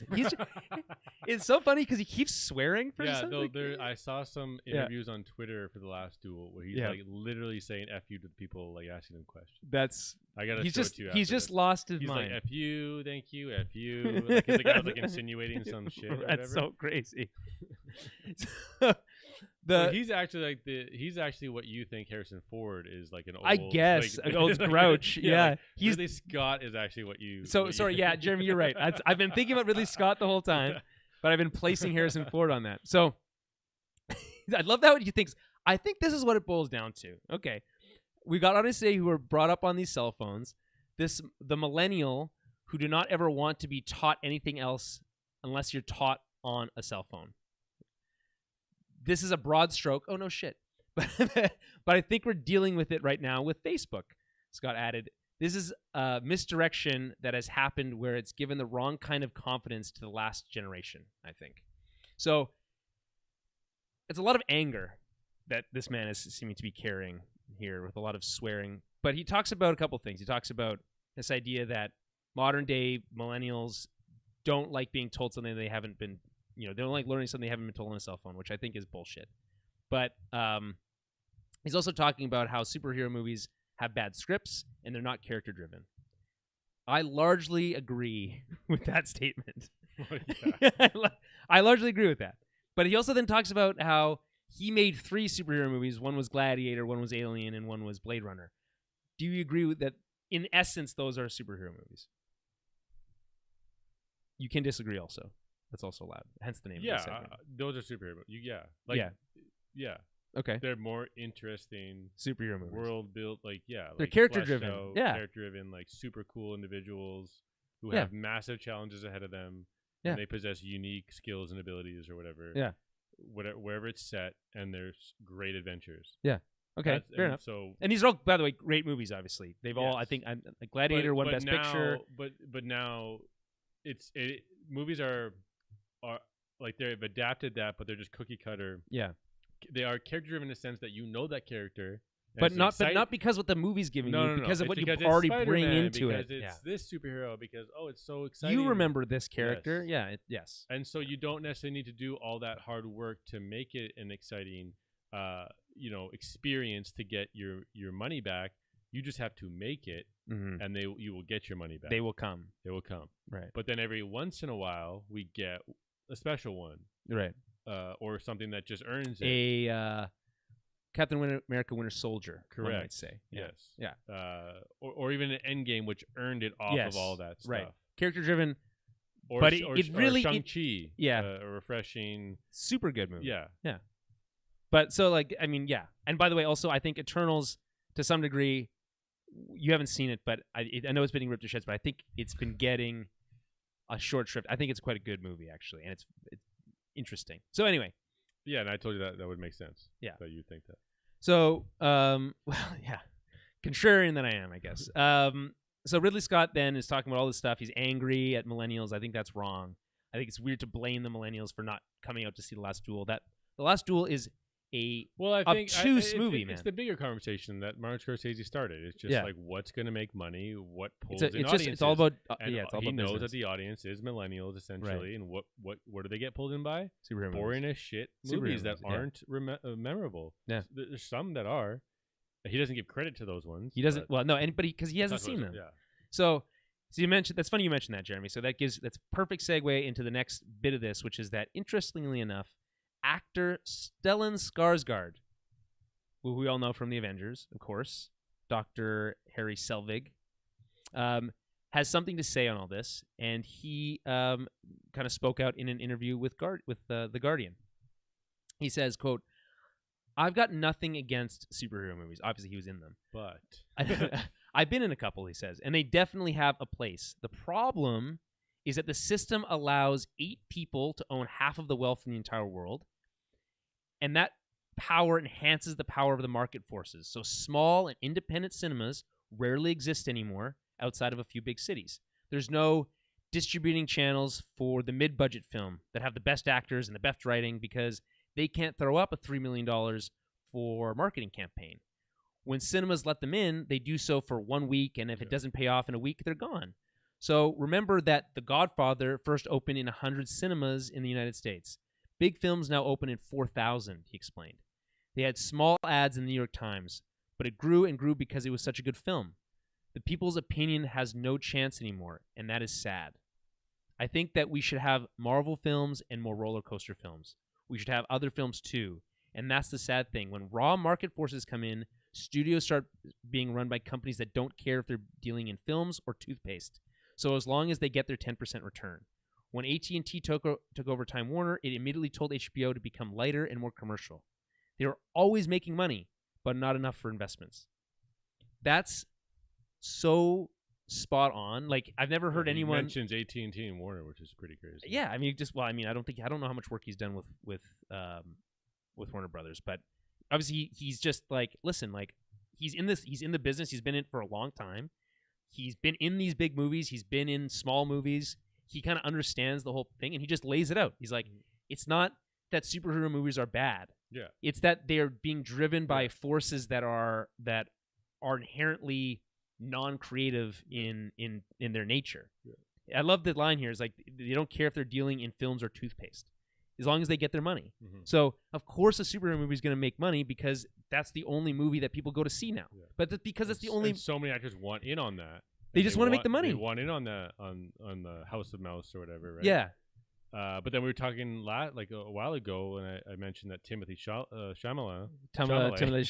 Yeah. Like he doesn't want to be in Marvel movies because he was advised by smarter people in the room that it's just not the right choice. Well, it depends on what you want, what kind of actor you want. Where he is currently, like he's already sought after for so many different things. He's like, I will not be in a Marvel movie, but I will play Willy Wonka. You know, like that. So that comes off as smarmy to me. Like, it's like, sure, whatever you say, but man. Willy Wonka is a specific brand, like IP, that it has two generations. One that's very legendary and like will exist forever. Yeah, and it's his. The other one. That's it. Yeah. So it's not like you're once you do that, you're like tied to it. No, forever. I understand that, but it's just like your take on it, a new approach, and then you move on. Whereas if you sign on to an MCU, like, you have to work that into your life. It changes your life essentially. Right. Simu Liu like wanted that, but that's that special one that comes along every now and then that has different meaning, and they can do justice by that character and then everything that character means, and like hopefully they stay true to that. So it's nice when you see people who really care and they bring their passion to the character into these Marvel movies. That's great. And ultimately, I like Marvel movies. Yeah. But this is just a continuing lament. This is like, you could write like a because you're gonna get those, and you're not gonna get you don't even know about. You're not gonna get another Last Duel. Yeah. I'll tell you that. Yeah. And that movie didn't even cost that much to make. $100 million is not compared to. Well, it's a little late too. Like, it's definitely trying to capitalize on the Game of Thrones type thing. Yeah, I suppose. Like, I would say so. There's a lot of things that work against the Last Duel. You have you have some interesting casting choices but are people gonna go? Are people excited to go see Matt Damon and Ben Affleck in a very on the nose, straight up horses, period piece? Yeah, exactly. Like, I don't think so. It doesn't seem as exciting as Spider-Man coming out in 3 months. Here's what I'll tell you though. That movie is fucking exciting. It is good. It's refreshing. Apparently, it's a new take on it. It's taking that time period and just kind of going crazy. That time period is interesting, but I feel like I've always only ever experienced the English side of things. Like, this is set in France during that era, and it's so fascinating. This like feudal housing and like these it's told from 3 perspectives, so I think that's really kind of interesting too. But the action is very violent and brutal and feels honest, and like it's so refreshing. And like this can, like I said, the lament of the loss of the mid-budget movie and even the small budget movie that gets traction is the thing that we're really talking about here. When people are asked about superhero movies, the response that they're given is generated by anger over the fact that they can't make a movie that they want to make because the air is being sucked out of the room. Nothing wrong with that, though. Yeah, there's nothing wrong with that. I ultimately agree with them most of the time, but it's become this thing now where you have like the these big name directors, the people who've made some of the best movies in the last generation, the last 20, 30 years. And they're being asked about superhero movies. Now it's being like every big director is being asked, like, what do you think about superheroes? Well, look at Andrew Garfield doing his tour for Tick Tick Boom, which is a true story based off of the creator of Rent. Right. And he has to do this massive tour for it. And all he's being asked about Spider-Man. Just Spider-Man, like nonstop. Yeah, it's like, can we ask about this movie? Like, I just made this movie. Can we talk about this? So like, I'm like, it's like a sad thing for sure. But he's like, I've watched like a lot of his interviews just because I wanted to know about that movie. Mm-hmm. And I think he's just like a generally cool person. And like, there's that one clip of him on Colbert where he's like basically tearing up because his mom just died or whatever. Oh man, I haven't seen that. No. Oh man, it was like all over Twitter. It's so good. It's all about like grief and just like what emotion is, and like it's like all this unexpressed love that we couldn't like give. Or yeah, it's love persevering. So, like no shit. So it's like he's just phenomenal. He's just doing phenomenal right now. Like just having to deal with all that. But yeah, I just can't wait for like down the line, like once he is inevitably in the movie, like being able to actually talk about it, talk about his experience having to like just lie. Get through all like that. Can we? It's like. Because that sucks. It just sucks, and that's the thing. Like, I like Ridley Scott. I don't think every movie he makes is great. He's just made so many. Pretty good. He's just no, but like he just made so many now. Yeah. It's like, of course, not everything's gonna land, but like, what are you really mad about here? You're just really mad that people aren't coming out to see the movies you want to make. That's what it comes down to. Because it's outside of his control and it's outside of our control. Yeah, but it's not just his personal experience. It's literally happening in Hollywood. I know the whole business it's not is like warping. You shouldn't say that because it's just affecting you. It is affecting him close. Yes, but so he has the right to speak about it. 100%. But he's also he's just shining a light on the whole big picture. Yeah, but that's where the fucks come from. That's why he's saying fuck all the time. It's because he's angry. And it's like, I get it. I am totally understand. I'm angry about it too. So he should be angry. Whatever, I agree. Then. I 100% agree. Let's move on. So I think it's both an agree and a disagree. Right. This time. I just got to find that interview of him though. Of him just saying Andrew Garfield? No, that one you have to watch later. Okay. Yeah, okay. This is Ridley Scott. Just okay.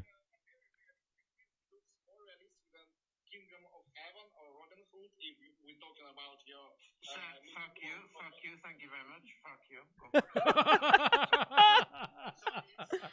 It's like, I don't understand. He's talking about it looks like a period piece movie, like Robin Hood or Kingdom of Heaven. Well, the question, he was talking about his other movies, yes. Yeah. But he was saying that it's more realistic than those ones. Oh, okay. Or something like that.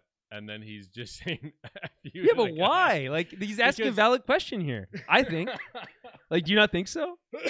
Well, what movies were there? I haven't seen Kingdom of Heaven. I haven't seen Kingdom of Heaven, movies. and neither have I, because they look like shit. No. That's not Robin why I haven't Hood? seen them. Yeah, but I don't know. The guy is assuming that those aren't intended a specific way, and he's saying "f you" because maybe he's wrong. Or he's okay. Fair enough. That's interesting way to respond. That's awesome. That's bold. Yeah. I mean, this is what happens when you're that old and you're still making movies. But like, what's funny is like he comes from the same like class as Spielberg. Like he's of that same ilk, but he's making way more movies, and he's giving interviews and he's telling people to fuck off. Imagine if Spielberg was telling people to fuck off. So I've seen some tweets quoting this, right? Saying, imagine the numbers the Last Duel would have done if they like promoted these FU interviews. Yeah, people would have been like, "Wow, I have to see this movie now." Yeah. So that's kind of funny. The thing is, so actually, it's funny because the other part I didn't mention this part in the interview when he's talking about talking about the Last Duel, but he said that he was worried that because it was kind of absorbed by Disney when the whole Fox thing happened, that Disney wouldn't like the Last Duel and would bury it. And he said that he thought that Disney actually said that they liked it and that he thought they did a good job marketing it. I disagree because I think it's obvious that they didn't. Yeah, I think I actually saw some marketing. Well, there's a reason I went to go see it. Obviously, on YouTube, it's for sure I saw it. Yeah. So I don't know, but it's Matt Damon with a mullet. So I think that's what turned a lot of people off. I honestly like it's so a good weird. Actor, but like he's not like it needs to be like a surprise. Like he can't. He can't always be in a surprise. Be like on the nose. He just like can't. It's a period piece. He can't play it straight up. Yeah, like it needs to be a very unique story. it almost has to be like nodding and knowing to the audience in some way. Yeah. Like, and I think it was, for me, anyone could play that role. Jeremy, for me, it was hard. Like, the first act of that movie is me just trying to come to terms with the fact that they're just playing this completely straight. And that there's nothing here that, like, there's not a layer that I'm missing. So anyone could have been cast. Any single person, but it's Matt Damon who's playing it. So I have to get Matt Damon out of my brain and put this, French nobleman instead. And it takes a while. Like I said, it takes. So he accomplishes it though. I think by the end of the movie, I think you're like, and you certainly go back and forth in terms of like liking the character. I don't think he's supposed to be likable necessarily, but he's the lead character. So you go back and forth about how you feel about him, but by the end of the movie, I think you're completely absorbed by the story. It's fucking captivating the way that they do it. It's so the changes, like these tweaks they make between these scenes that are shared between the three characters that get their perspective are so cool. Like they'll cut this one scene. The first time you see it is done from Matt Damon's perspective, and it's kind of come off in one way. Then the next time you see it, like an hour later, it's just slight variances. But the things that they highlight that are different are so valuable, and the way that they show you them, it's like, oh, okay, that's different, or is it different? You're trying to think, this is how this person's interpreting it. Was I misinterpreting it the last time wrong? Like was I not given enough information to come to the same? Like you're just always provided with new information that reveals something in such an interesting way, even though you've seen the scene before. It's really good. Anyway, so speaking of period pieces, Game of Thrones. So a new book, Tinderbox, HBO's Ruthless Pursuit of New Frontiers by James Andrew Miller, has revealed some very interesting things about the production of Game of Thrones. And actually when I've heard of this, I kind of want to read this book. But or listen to it. More likely. And so anyway, this book talks about a couple things, but one of them is that A Song of Ice and Fire author George R. R. Martin reportedly became concerned about one of the spin-offs. Sorry, about the way that the show was going. We haven't get to the spin-offs thing. About the way that the show was going, Game of Thrones was after season 5, when the showrunners David Benioff and D.B. Weiss began diverging from his outline. So the quote is, George loves Dave and Dan, but after season 5, he did start to worry about the path they were going down. Because George knows what the story, where the story goes, he started saying, "You're not following my template." The first 5 seasons stuck to George's roadmap, which is, I think, fair because those books existed, but then they went off of George's roadmap.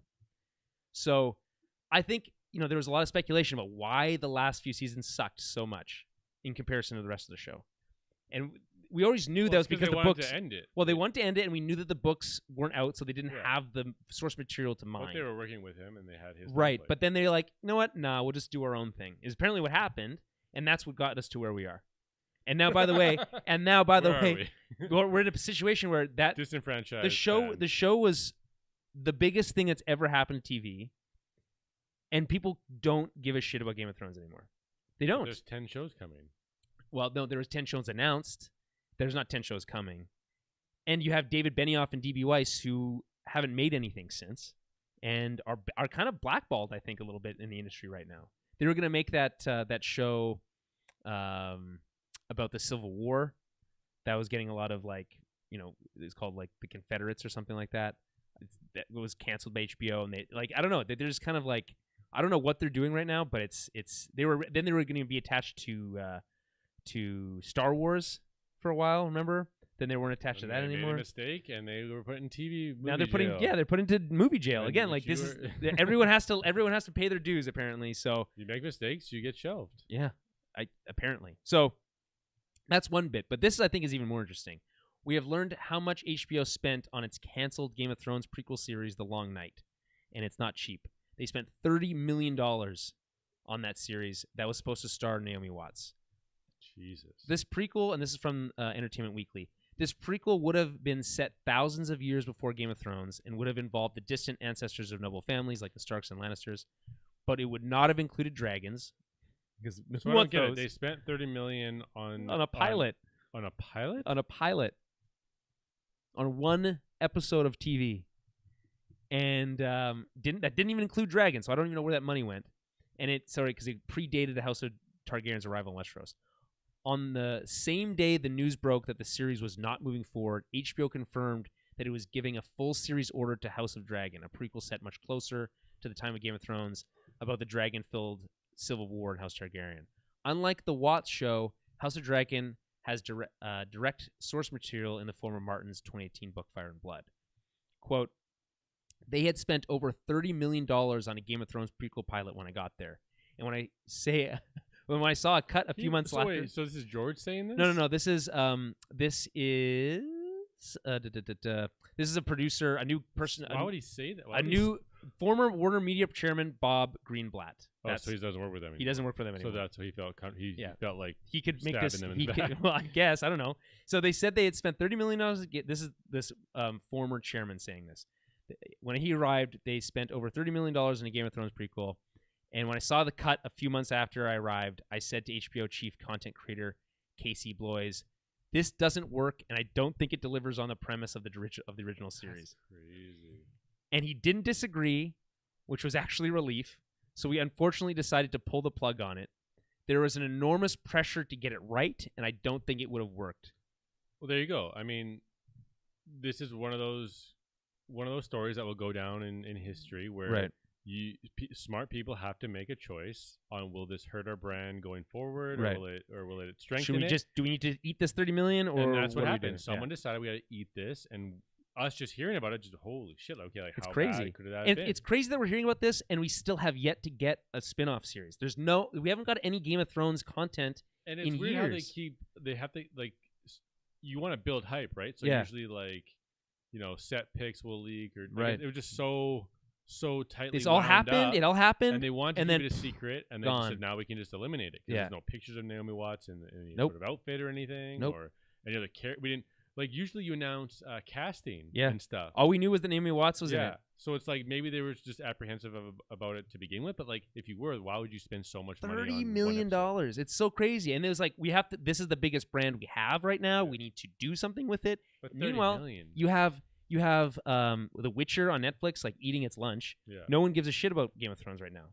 I think this is one of the biggest bungles of all time in like television movie history. Like to have the biggest thing that anyone cares about in the world in the palm of your hand, to drop the ball at the finish line at the sun in the palm of your hand. To drop the ball at the goal line, right? And to fumble it, right?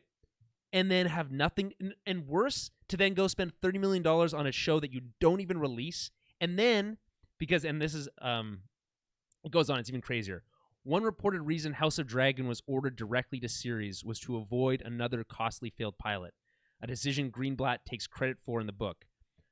I'm the one who encouraged Casey to greenlight it to series. I said, let's not risk $30 million on a pilot. You can spend $30 million on a pilot and then not pick it up. So I said, let's not make a pilot. Okay. Let's get a great series and that we feel good about, and then let's just make it or not. They made the first pilot because they were protecting their own downside and protecting that brand, which I understand. But it was critical that we somehow continue that franchise and move quickly. They have, if that's what they call moving quickly. He's saying that he's trying to toot his own horn somehow. Yes, basically. But like, so if you greenlit a show, then the pilot isn't as expensive, so let's just do it. But it's like, of course you're going to do it. It's House of Dragon. Dragons were the most famous things about the show. Yes. It's going to be the most familiar, it's easy. Similar to the other one. Yeah. So you're not like being clever here. The clever thing was to create this Naomi Watts show and keep it secret because it was supposed to be good. Right. And then I guess you had to be clever enough to realize that it wasn't clever so he's enough. saying that not only did he know that the show wasn't good enough, and that's why they should cancel eat the $30 million, but that instead they should go with the lowest hanging fruit, which is the easiest thing to make, and just do a whole series on that because which and he's saying we need to move quickly on it. You're talking about moving quickly. This show is not. When did Game of Thrones end? Like what? 2-3 years ago now. It's got to be. It's longer than that. Yeah. So it's like, what 2017. What if that's what you call moving quickly? I don't even know. So, and they said we need to get this into production ASAP. That was a nail biter, but I think the new show that is coming will be incredible. Like, of course you think that because you attach your name to it. Yeah, so there's been trailers and it's more Game of Thrones. Yeah, so whatever. I mean, like I said, one of the greatest fumbles of all time in And then there was history. the George R. R. Martin. No, what's his name? George R. R. Martin, yeah. Railroad Martin. Yeah. Saying that he begged them to make 10 seasons. Well, he said like this needs to be longer. He said he begged them or something like that. I mean, imagine. Okay, this is the thing. Imagine having a book series that's like well read, but like you're hardly famous, you know, and then it being picked up by HBO and turned into one of the biggest shows of all time, right? I think they were just worried that it was going to just slow, bleed fans. like Walking Dead. Well, no, but they always but The Walking Dead doesn't have an ending in mind. They even admitted that they're never going to end. The source material doesn't. Yeah. But you think someone smart enough would be like, we should have an ending. Would be able to, especially with all the things they've created and all the theories and whatnot. Like eventually get to something. You'd think. I guess Lost was kind of the same thing, even though I haven't watched. Well, and then that show also never had an ending until they decided they needed one. Yeah. But that's what's crazy about this, and that they're like, okay, well, we need to. This show has to end, and then they went as far as shortening the seasons, the final seasons. Made them there's less episodes. Like, but was it falling off though? Wasn't it? No, it was the biggest show in the world. No, I know that, but not till the very end. Okay, so but here's so I guess because I fell off. So I guess the question is, do you? This is another question. Like, you could eat it, quote unquote, and say, well, we know that we need another 4 seasons to tell this story properly. That's going to cost X amount of money, and hopefully that'll keep fans around. It should pay for itself. Maybe, maybe not. Yeah, but also or we can just try to shorten it up. We know it's going to capitalize on it, and it might not be very good. That's really that's the gamble they made. And now instead of having an enduring series that people are going to like Battlestar Galactica is a great example. Yeah, but the investors didn't care about enduring series. They care about enduring IP that would spawn. And so the two dudes said, okay, we can finish this off quick. We need to put this series they to bed. They didn't want to keep working on it. Yeah, so they thought they had the greatest idea to end the show, however they thought. Yeah. And the plan was that we're going to let it rest for a bit, and then we're going to come back stronger than ever with more different shows, which still haven't come out yet. Yeah, it's nuts. And so now we're saying they've missed the boat. We don't know for sure yet. The House of Dragon show will be just another thing on HBO Max. Well, it will be the test. Yeah. To see if everyone comes back for that. I guess we'll find out. But my prediction is that it's just going to be another thing that's on HBO Max. It's not going to have any cachet, not nearly as much as Game of Thrones originally did. It will be a fraction of it. That's my prediction, and that's unfortunate because it is a great brand. Okay, moving on.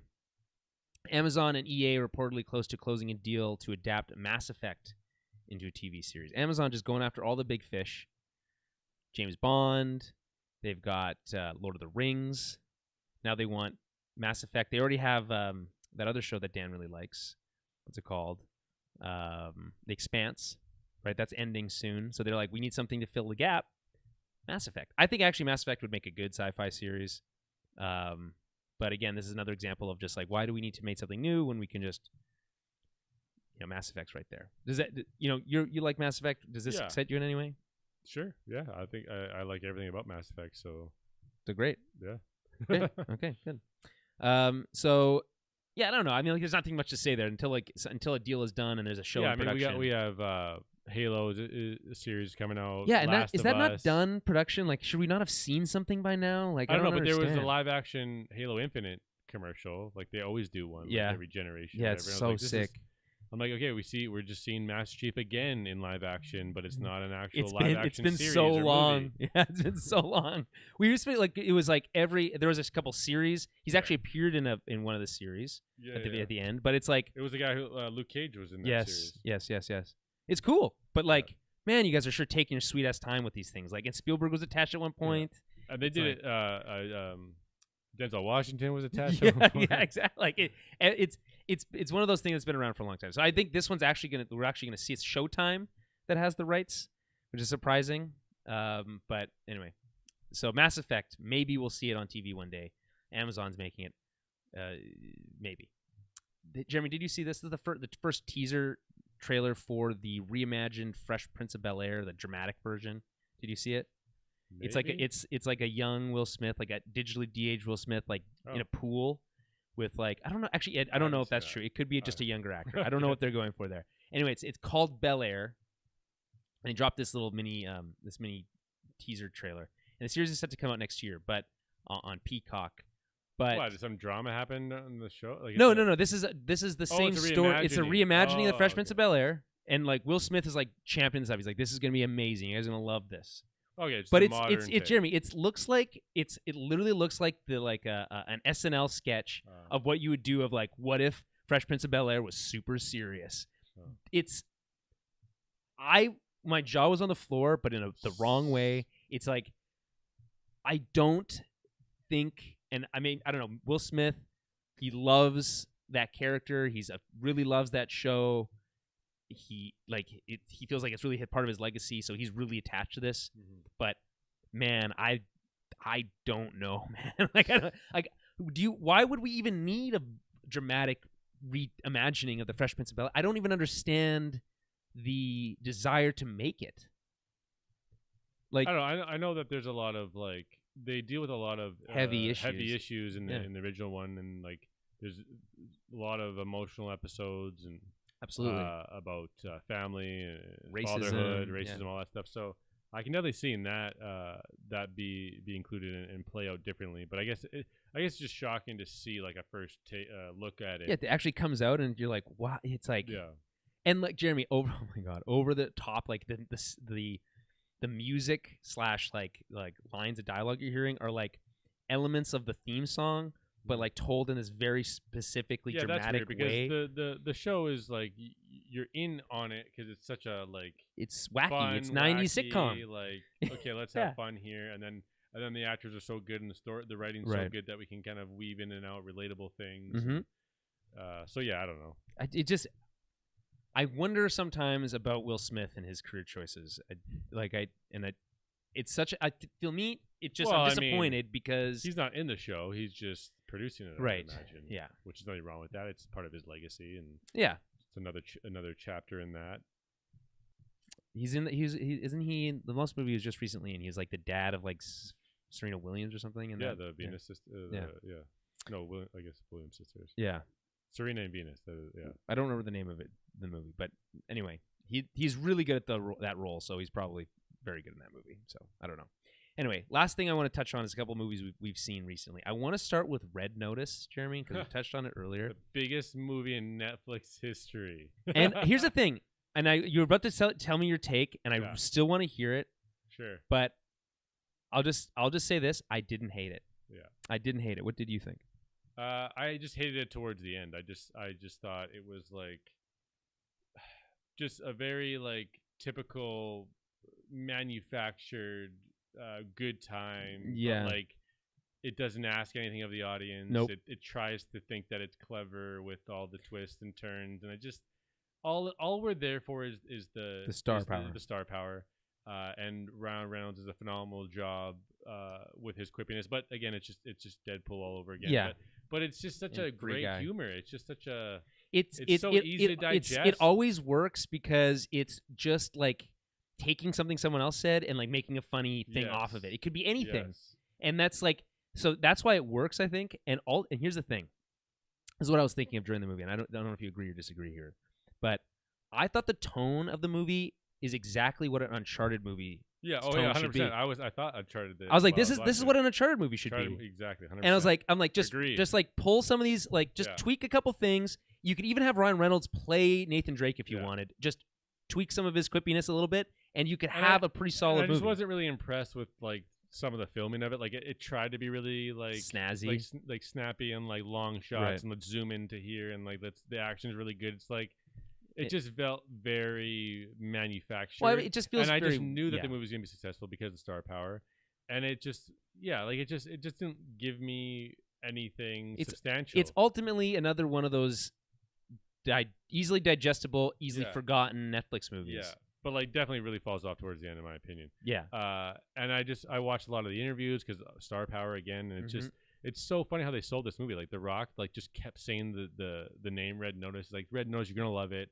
It's a great movie. Like he's just such a great salesman. The Rock is just a salesman. Yeah, that's his only. So good at it. I don't know if you saw the YouTube video of him like trying to pitch the whole like Red Notice, what's it called, like Vault experience or whatever, attached with Xbox. So I didn't see so that. he's like referencing how he was on stage with the original Xbox announcement. I did see that. He's talking about how he like just paid whatever amount of money Yeah. to be there. and it's so funny. He cuts back to it, and he's talking about how like he's got hair and like all this stuff. It's like whatever. So that little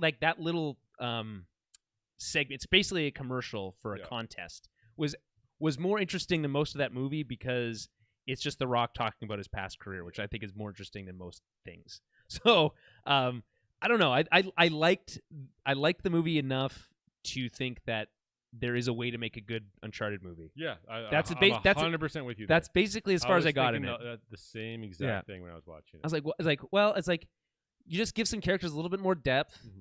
You don't have to have all these big stars. You could kind of save some money here and there. And I saw the twist from the beginning. It just seemed so obvious to me. Yeah, I mean, it is obvious. Yeah, obviously. That's fine. Like again, like all that stuff is like it feels campy, but on purpose. But they filmed it in a way to where, like when The Rock's like checking this, like they filmed it in a way where that twist shouldn't make sense. You're duping the audience, basically. Yeah. So it's like kind of okay. It's manufactured. It's because there's no you can't be ahead of the movie. The movie's not giving you enough hints to be able to say, oh, you know what, The Rock is actually, whatever. So it's like that is the worst type of twist is that when it's just a surprise bullshit thing. And then I was just laughing at the scaffolding scene with Ryan Reynolds where he just keeps like taking out the pins. It's like, like that is very Uncharted though. Yeah. And it was entertaining. Yeah. And it was reminding me of the Shang-Chi scaffolding scene too. Yeah. I was like, scaffolding should be used much more often. Spider-Man No Way Home. Scaffolding scene. Yeah, well, I don't know. Major scaffolding scene with all the villains. yeah. Well, there we go. That's the secret to success. You saw Resident Evil, the new Resident Evil film. Welcome to Raccoon City. Well, that's what it's called. Tell me, was it good? I need to know. So, I mean, I'm just a massive... Wait, no. Just answer the question. No, you need to... I'm just... we all know this. We all know the background. Massive... It might be my favorite IP ever, I think. I don't know. It's just so good. I just love it so much. Lando, nephew. yeah. You just watch Red Notice. All the best movies have scaffolding. Exactly. That's true. On screen or sometimes behind the scene. And Homecoming. We're going to see. Yeah. That's going to be the best one yet. Well, maybe. Yeah. Spider-Man doesn't need scaffolding. That's where the Spider-Man show up. Yeah. That's what on the scaffolding. Yeah, I'm pretty sure. Because someone else is punching Lizard in the Brazilian trailer. Yeah. Okay. But yeah, so when did I see this? I think I saw it like last weekend. Yeah. I just really wanted to see this movie because obviously I'm a huge Resident Evil fan. A lot of really good elements are in this film in terms of the cast and the characters, right? We know that's a mix-up of Resident Evil 1 and 2, which is a weird thing, but it's not that weird. I mean, those stories are connected, and the one's the sequel to the other, just kind of mashing things together a little bit. Not crazy. I think you can make it work. You can make it work. So this is the second movie I think I've seen by myself. So ever in your life? Yeah, the first one was No Country for Old Men. Wow, which was a great choice. That's a great. I mean, what if I was in? You that were movie? Just gripped, probably. Oh, I was. Yeah, that was. You came out. I think I remember. That was Jeremy, one of the best experiences. I think I remember you telling me, Jeremy, you're like, you have to see this movie. That was one of the best experiences. And you're like, you have to see it. And like you sat us down in my parents' bedroom, in my basement, my parents' basement, and it was like. You're watching this movie, me and I think a couple other people, and you're like, then you're like, is that not the best movie you've ever seen? It was, and it was at the time, yeah. Coen Brothers. Mm-hmm. I threw on my Resident Evil T-shirt. Yeah, you're really repping it. Like I got all my snacks ready. Yeah, the energy drink. I think I got seat number 14 right in the middle. Right, nice. I think there's like a couple rows. Because there's a lot of space in the theater. A lot of space in there. Yeah, there was like a couple people in front of me, like a bunch in the back, like two rows. I just remember like it's like a funny thought. Like I'm like when I was walking to the theater, I was like, there's no way anyone likes Resident Evil more than me. When I was walking to this theater. I just felt like you said it to yourself. I had that thought. I was like, "This is my time. Like this. Yeah. Okay. This is what I'm here." I've been waiting my entire my life has been leading up to this moment. But also knowing that this is a extremely low budget movie. There's no way this is going to be good. Yes, is that I think the thinking? budget was. We gotta look at the budget. I'll look it up. like You it keep was going. like- I'll look it up. I feel like the budget was like $40 million or something like that. Like something Laughably small. Like exactly. Perfect way to describe it. But I just had this feeling that I was going to enjoy it. So $25 million budget. That's very low. This is what we call a mid-budget film. Yes, in it's the almost like modern day. the studio had to make this to keep the rights or something like Yeah, that. Like okay. One of those types of things. Yeah. But yeah, coming off of the Mila Jovovich Sixology or whatever. Paul W.S. Anderson. Yeah, Paul W.S. Anderson. Not to be confused with the other Paul Anderson. And those movies obviously took on a life of its own, major money making franchise globally. Not great movies though. Not great movies, except for the first one. And the second one has some really cool elements, which kind of shares some qualities with this movie, right? With the second one introducing Jill Valentine, the Nemesis, and just a lot of elements from the game. But we knew going into this movie that this movie would really take in a lot of the elements from the game, which was missing from the later Paul W.S. Anderson movies. And from the beginning, like I was just very entertained. Like I was just like, sick. I was good. That's I'm good. like, I know like a lot of people will shit on this movie and be very disappointed, but like I don't need. I'm like, That's I not. made the choice it's for to you. not be disappointed because I know it's not going to be perfect.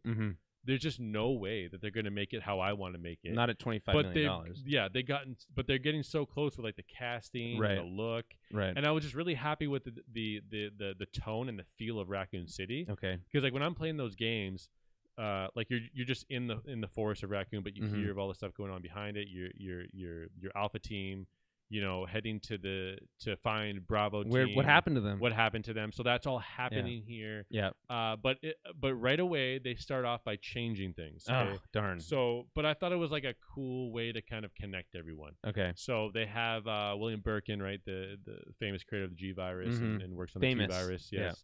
Yeah. You should pull up the actor. He's been in everything. Okay. He's the guy with the mustache in Captain America. Oh, okay. Yeah. Like, okay. He's absolutely everything. But they have Chris and Claire as like these orphans, kind of like in his in his care. In his care, but like he's like experimenting on all of them. To a certain degree. Neil McDonough. Right, you recognize. Yes, I do recognize Neil McDonough. He's in a lot of things. Right. I think he was actually in Agents of S.H.I.E.L.D. for several seasons as well. Yeah. Anyway, continue. Ton of stuff. So I thought it was like, hey, I'm like interesting choice, but like kind of cool to connect everyone and connect the Redfields, very closely with the creator of the G virus and essentially how the Raccoon City basically becomes exposed and its ultimate demise. And they also include another character, which is straight from the video game, the remake, the GameCube remake, which is Lisa Trevor. This very scary looking, interesting choice, very scary looking hunchback.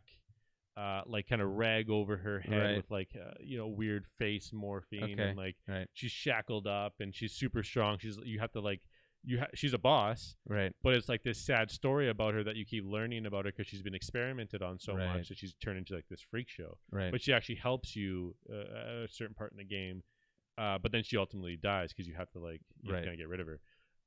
So I thought I was like, okay, this is not really like the best way to start it off by really changing all these elements, but it's a direct element from the game. So like, okay, cool, whatever. And it's ultimately, it sounds like it's trying to drive things from a more character perspective, which I think that's probably okay. Exactly, because it's kind of building these characters up rather than just like, hey, let's shoot into Claire with the red of the jacket and Chris with he's on stars. Let's just kind of build their backstory up a bit more, clarify, connect it to William Birkin and the G virus. And just meeting the team, it was just so cool seeing them in the RPD. Right. The exact like office layout from the game that you would go and explore into this office as Leon. And it was like exactly the same. You see Chris's chair with his jacket on his chair, right. And we see Wesker, the captain, his desk over there, and like they're all in this office like shooting the shit like a team. That's sweet. And then they get called and they got to throw on all their gear and go find Bravo team. You're just eating that up. Oh, dude, I was like I had like certain like even that we're looking at some pictures here. Yeah. That exact image is literally in the remake game. Right, and it's And like you have to figure out how to turn the dials of the clock, small hand and the little hand, to figure out how to open a door. We're talking about a painting right now. Yeah, by the way, painting for your of listeners. like a duel. Yeah. One's through a head, one's through the body. And that's the only drastic change that I wasn't really feeling, but I kind of got over it later, was Albert Wesker, which is kind of notoriously like the villain, but in the beginning he's like on your team. Interesting. Like, yeah. But he knows what's going on behind the scenes. He kind of works with William Birkin. And Well, stuff I mean, like that kind of like that's very Wesker-esque, you know. Yeah. You know? And then another huge downside was Leon's portrayal. He's basically so that's the issue that they have with smushing the first two games together. It's like you can't have all these badasses. So what I kind of got from his performance is that he's essentially going to become the badass, like that agent that the president hires to go after the president's daughter. But he's basically like he's like sleeping at the front desk of the Raccoon City with like headphones on and music playing while like the outbreak is happening. So he's having like he can't defend himself. Like it's like they take on the rookie like meaning like full on, whereas maybe it makes more sense like the rookie nature that he is in this movie than it does in the game, because he can just like he survives. He can do whatever. He's just a badass. Yeah. So that's another downside. But I was just really feeling the tone and like the city and like the depression there, the and world the darkness building of it. I just loved how they nailed Raccoon City, which is cool because it's called Welcome to Raccoon City, and it's like its character in and of itself. And they change. It's like the people of Raccoon City slowly become zombies. Oh, interesting. Because like their water's like poisoned or whatever. Like in the game, it's like rats like get right. So why don't these people turn it? Like why don't the main characters turn it? Because Umbrella is like heavily tied with like the government and the police station and the RPD and all that stuff. So like they basically were given like different, or like they were given like the antibodies essentially. I see. Beforehand, so like they're kind of immune to. If they get bitten, obviously they can turn, but if they're not changing like the rest of the city. Through, I see. Like, okay. the consumption of that the does water. seem like an odd change. Like I'm not sure why that's necessary. I was okay with it, and like Jill was really sweet. They make a really good joke in the beginning, which I won't ruin for you if you do want to see the movie. I will see stuff of some campy stuff. And yeah, like I just found myself like honestly like how fist scary is this movie?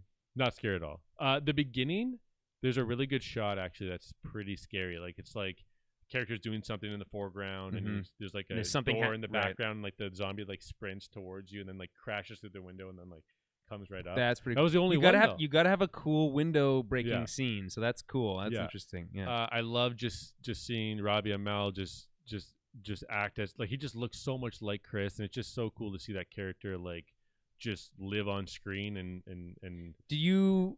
How long were you watching the CW stuff? Like, were you watching when he was playing? No, not at all. I have no history with him other than his brother in the Arrow series, essentially, and then like some other random whatever. I just think it's so crazy that it looks so much like the remake model. Right. Like it's like spot on. Interesting. I mean, okay, so it sounds sounds good. And then his relationship with Claire is really cool. It's really cool just seeing that like happen on screen, because in the games like it doesn't happen until like the 5th game. Right. Like Claire's always looking for Chris, and like if you're like, it's hinted at. Yeah. Like so if you're a fan of the games, like you can either be disappointed that it's not perfect, or you can just be like, man, like this is so sick that we get to like actually see these interactions and these characters like play together in this nailed like tone. And see that if I was a fan of the games, that's exactly what I'd want. But if you're not a fan of the games, it's just like a shitty movie. so it's just like only so the acting's not great. Yeah, and like okay. But like the set pieces are just so like the RP looks so sick. It's like spot on. The music, some of the music that like right from the game, but it's like remixed a bit, and it's like my jaw was dropped in certain moments because I couldn't believe how like spot on it was. But it wasn't because it's such a great movie. Because of how well they recreated these elements that you like already. Just being in that. So you were kind of like covered in a warm Resident Evil blanket by this movie. And with subtle disappointments here and there, but knowing that it's low budget because they want to like see this seems to me like that's the best case scenario for this movie. Then like that they want it's made for you essentially. Yes. But it'll turn off some people like me because it's not perfect. Perfect, whatever. Yeah, but I mean that's tough. I mean that's what I mean all the time. We talk about like adaptations all the time, especially from video games. It's hard because it's like, what are you gonna do? Have these people do a bunch of like puzzles for like 20 minutes in the middle of the movie? Like that doesn't work. So it's like, you have to make some changes and like, okay, you're not gonna agree with everything, but it sounds like to me that the core stuff is maintained. I think that's what's important. So some of it, yeah. Yeah, so that's good. I'm happy for you, Jeremy. I'm really happy you enjoyed it. No, that's great. And like, so let me just jump off that. And you have anything else that you want to say about Resident Evil? No, that should be good. I'll use a similar. One more thing. Okay. When the movie ended, I was like, I could have watched 2 more hours. Oh wow! Like I couldn't believe how it ended. Like it was like they just basically walk out of this tunnel, like this huge train that they take underground to get out of the city after it gets nuked or whatever, which does happen in the game. But then it just like the Resident Evil like tagline just like bust on the screen, and I was like, man, like I just want to keep going with these characters and see what happens. Sweet, that's good. I mean, that's good. That's good filmmaking. I mean, what the classic line is that a good movie never feels long enough, and a bad movie always feels too long. So, say what you will. I mean, I'll listen. I'll go see it. I'll go see it. That's the thing too. I wanted to see it at Grant Park, but it wasn't playing there. Really? Yeah. Huh. So I had to see it at Saint Patel. So like, it was like open in like small release or like no, limited like release? It was at Saint Patel and Polo Park, like Scotia. Yeah, but not for some reason at Grant Park. That's odd. That is odd. But I mean, I guess it makes sense with that budget or something. Like they just don't have. They don't have the screens. I mean, I don't know about that. Anyway, in a similar vein, Ghostbusters Afterlife. Now, I don't really know what the critical reception is. I think mostly people aren't liking it from a critical standpoint. I haven't seen that. I think from what I've seen, people liked it. I thought this movie was absolutely great, and so depending on the movie, I will get high before I watch a movie. Depending on the movie, I did not have the chance to before it. Otherwise, I would have. I think it would have been a good movie to do so. The last Ghostbusters movie we had was the 2016 reboot, that like all female version, right? I don't know if you saw that one. It wasn't bad because it was all female. No, sure. no. Have you seen it though? I have not. It's fine. Like it's just like a studio comedy movie. Like it's very run of the mill. I enjoyed it. It's fine. It's fine. To me, it was just a turnoff because it was just taking that IP and throwing a bunch of famous actors in there. Yeah. And they would have fun with it. And they would have fun with it, sure. But it just Kristen didn't Wiig, seem. I think, it just didn't seem like the right fit for me in terms of what I knew about the Ghostbusters. Like this team of like individuals that are all different. Right. Bringing their own thing to it. Thing, yeah. And there's a reason for it. And this just seemed like it's trying to capitalize on all that. Well, it just seemed like it's like, well, let's just, Ghostbusters is a thing people know. Let's do a new one of those. And it's like, fair enough. The second, like, Ghostbusters is funny because notoriously only the first movie's good. Yeah, where it's I still like the second one. Yeah, I think I haven't seen the second one in a very long time. I think I would still enjoy it. Yeah, I think it's scarier. Interesting. Because it's not really, none of the movies are really scary. They're basically comedies. Yeah. Right? So this movie introduces a whole new set of characters, but is set in the same world as the original two movies. And it's directed by the son of the original director. So obviously he knows the tone that you want to go for, the sense of mystery and adventure and just kind of becoming a badass, essentially. Jeremy, this movie is essentially like a Spielberg, like right from the Spielberg like playbook in terms of how to make a blockbuster, essentially. I feel like Afterlife is a subtitle of one of the Resident Evil movies. It may be. It may be. It sounds that it would fit. So just as Jason Reitman is the director of this, also partly written by Jason Reitman and Dan Aykroyd, and it stars Carrie Coon, Paul Rudd, Finn Wolfhard from Stranger Things. The Stay Puft Marshmallow Man. The Stay Puft Marshmallow Man is in it. Now, the Stay Puft Marshmallow Man stuff is dumb. I will agree. Oh, okay. But there's a lot of people kind of balk at that. But I will say this. What this movie is doing, essentially, is introducing a show, or is giving you new characters, discovering the things that you know about the Ghostbusters already. Oh, this is a ghost trap. Here's how this works. Yeah. Here's a proton pack. Here's how this works. Don't cross the streams. Well, kind of that kind of stuff. And like, and there's all throughout. There's little hints and like little nods to the stuff. Like, oh, here's the Ecto One. It's got some cool new. It's got a gunner seat now. That kind of stuff. And it's all through the eyes of these like teenage kids. and Stranger it's Things kids. extremely endearing. Like it's there's something about knowing something and then watching someone new and young learn that thing that you know. Mm-hmm. You know this about Smash Brothers and your nephew. Right. There's just something that connects you with the movie in that way. And Paul Rudd is just doing Paul Rudd's thing. He's just always great, and he's great in this movie. Now, the thing that is I think people kind of push back on is that it's doing a Force Awakens. It's very much retelling the same story from the original Ghostbusters, but with new people this time. And there's a moment at the end that I'm not going to spoil. Please don't. But it, for a lot of people, I don't think works. For me, I think it totally works. This movie made me cry. I thought this movie was hilarious. Like, the Ghostbusters is very funny. You know, the dickless joke is probably one of the best jokes ever written. And like I said, it's essentially just a comedy with this kind of like fun sci-fi trappings. This is the same. In my opinion, the comedy is just very smartly written. It fits, it's character driven. It's not like on the nose wacky humor. It's all very subtle jokes, but they all land. I think I was laughing nonstop in this movie. And this is the best thing that could happen to Ghostbusters, in my opinion, is giving it a launching pad for a way to continue with this franchise without it feeling weighed down by its legacy. It does a great job of paying homage to what came before, while still being its own thing, largely in parts.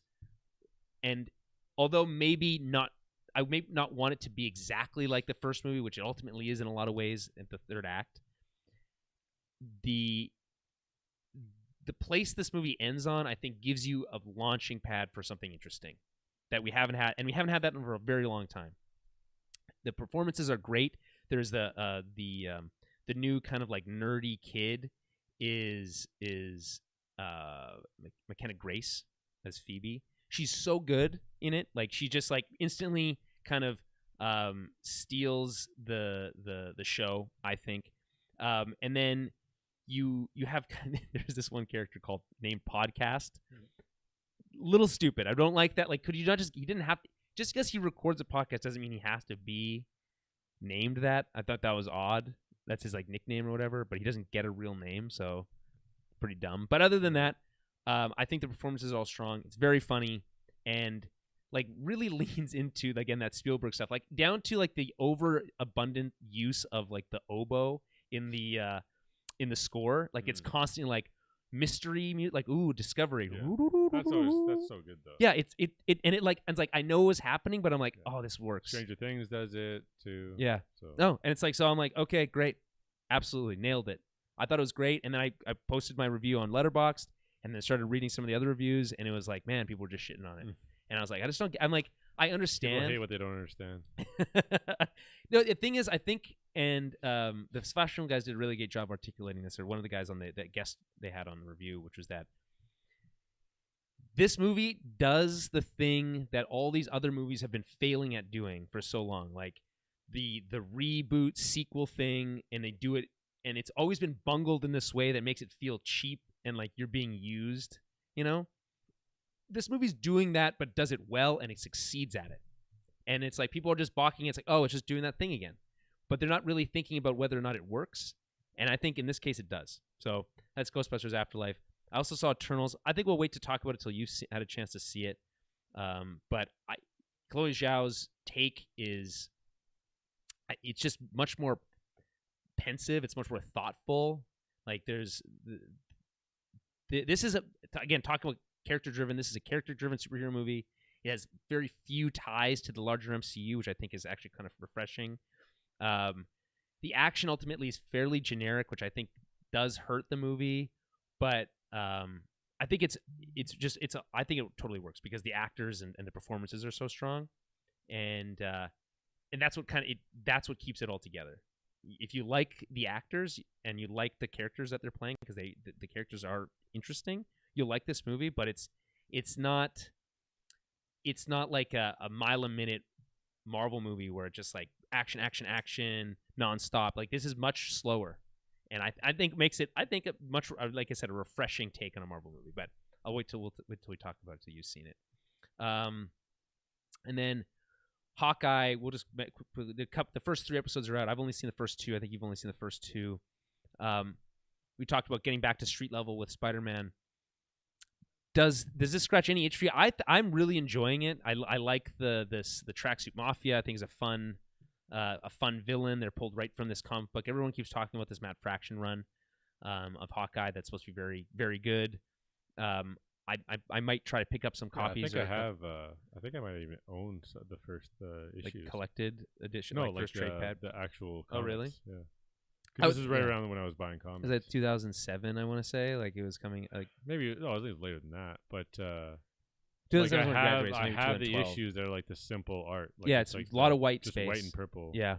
And there's a lot of controversy though with the artist because he hasn't been credited at all. Really? Yeah. That's so there's like a lot of people on Twitter like fighting for him and like. Well, and he should be because I think that it's not just the writing in comic books. I think so. That's fair. I mean, so I hope. I agree. I think it's just like a fun show, and it's just like a timely release with all Christmas themes. So yes. It just really like. I think that really helps the movie. I think that really helps the show that it's Christmas. Yeah, because that wasn't there. Like, it would just be cool, I guess. Like, it's like, why is this? It has a very much like it has a lot of like Christmas tropes. Like, you got to be back for Christmas. Yeah. Christmas music is playing. They use the Christmas music in action sequences, which is always fun when that happens.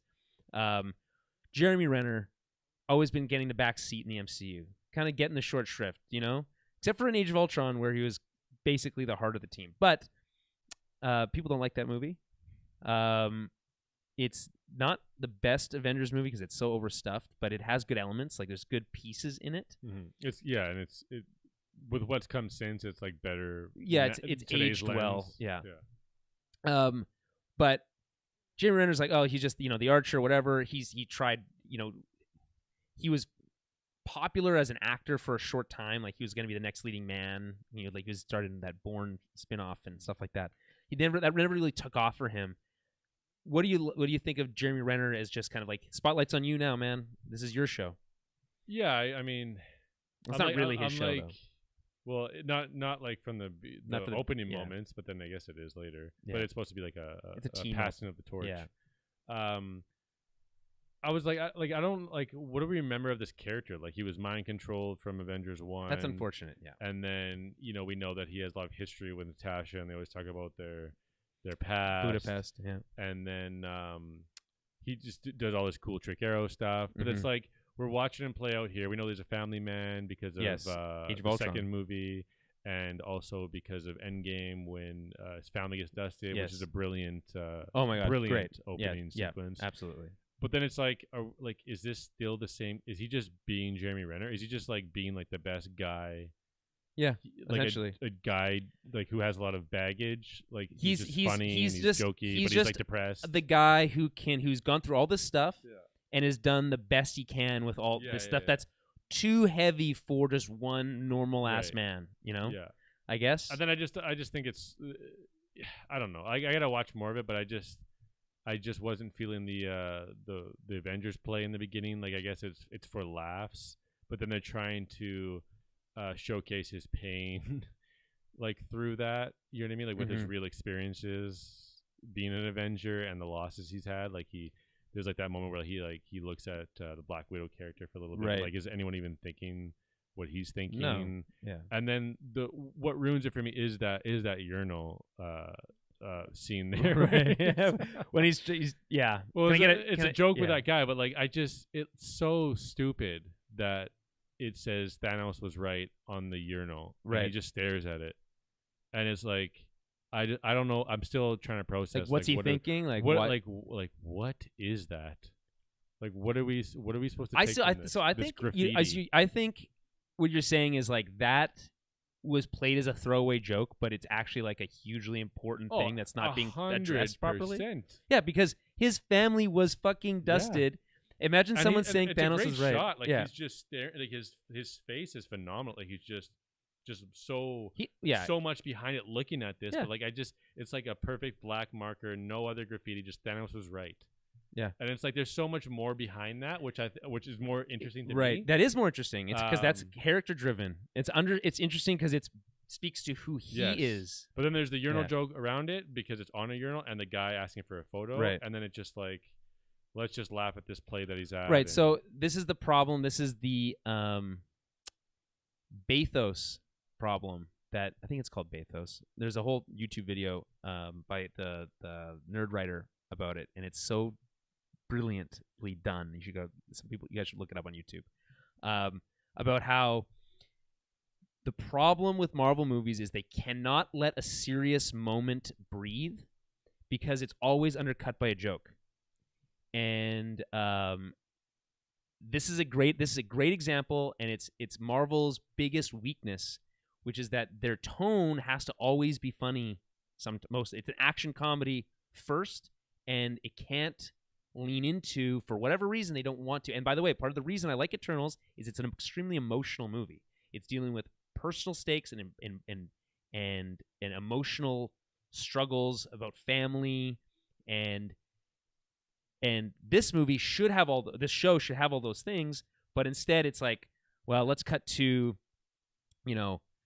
joke one so we can play that off. Instead, and maybe by the way, we don't know. There's maybe chance, because this is a show, there's lots of more screen time for him, that he may be able to explore they may be able to explore some of those emotions later on in the series when he has a chance to open up to Haley Steinfeld and stuff and become more emotionally honest with her. But at the beginning, it's played very funny, he says, gives her his phone number. It's like, do not text me unless it's an emergency. I will block you.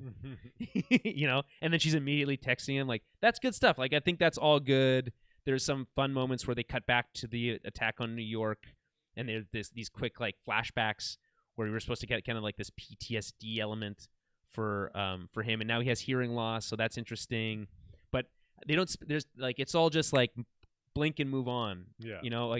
These shows, and why I liked WandaVision so much, is because it's all about, again, personal stakes and emotional growth and development and pain.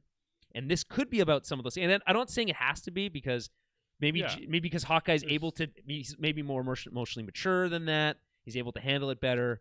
But there is certainly interesting things to mine there from a character standpoint that yet are being explored. I think that's a great point. Mm-hmm. But as the show, what the show is, and taking it for what it is trying to be, not for what it's not.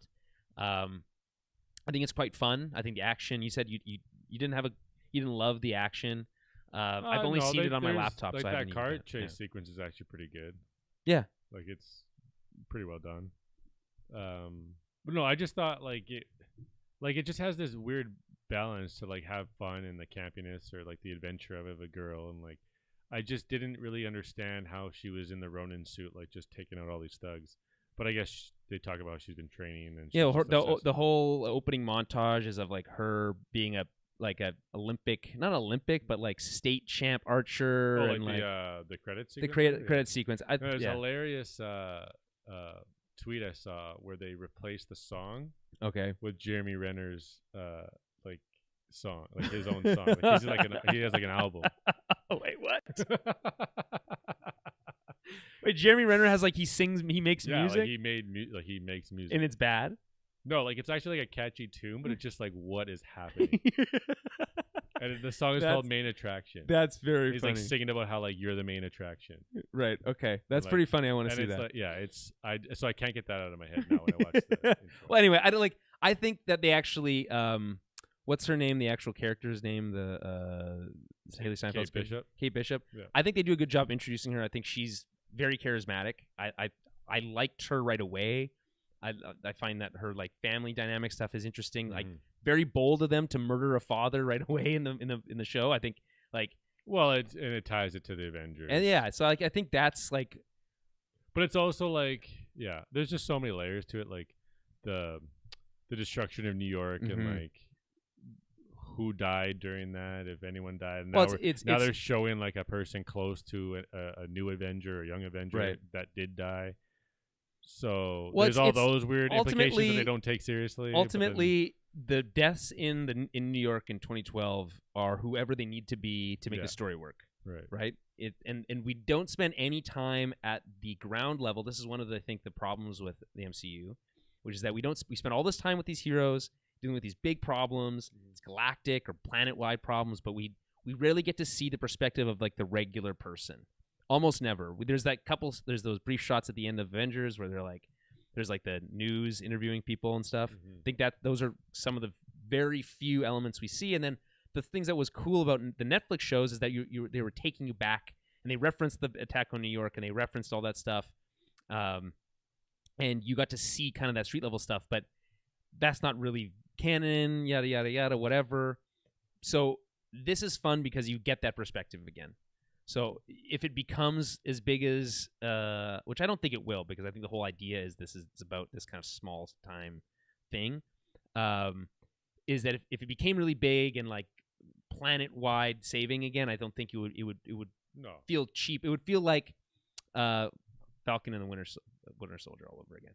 But because it's trying to stay a little bit smaller scope, I think that's going to help the show. But I mean, there's only a couple episodes left, and then we have Book of Boba Fett. So, you know. Okay, I think we can wrap it up there. Follow us on Twitter at TowerBabbleCast, Facebook.com/TowerBabbleCast, and head over to our website, TowerBabble.ca.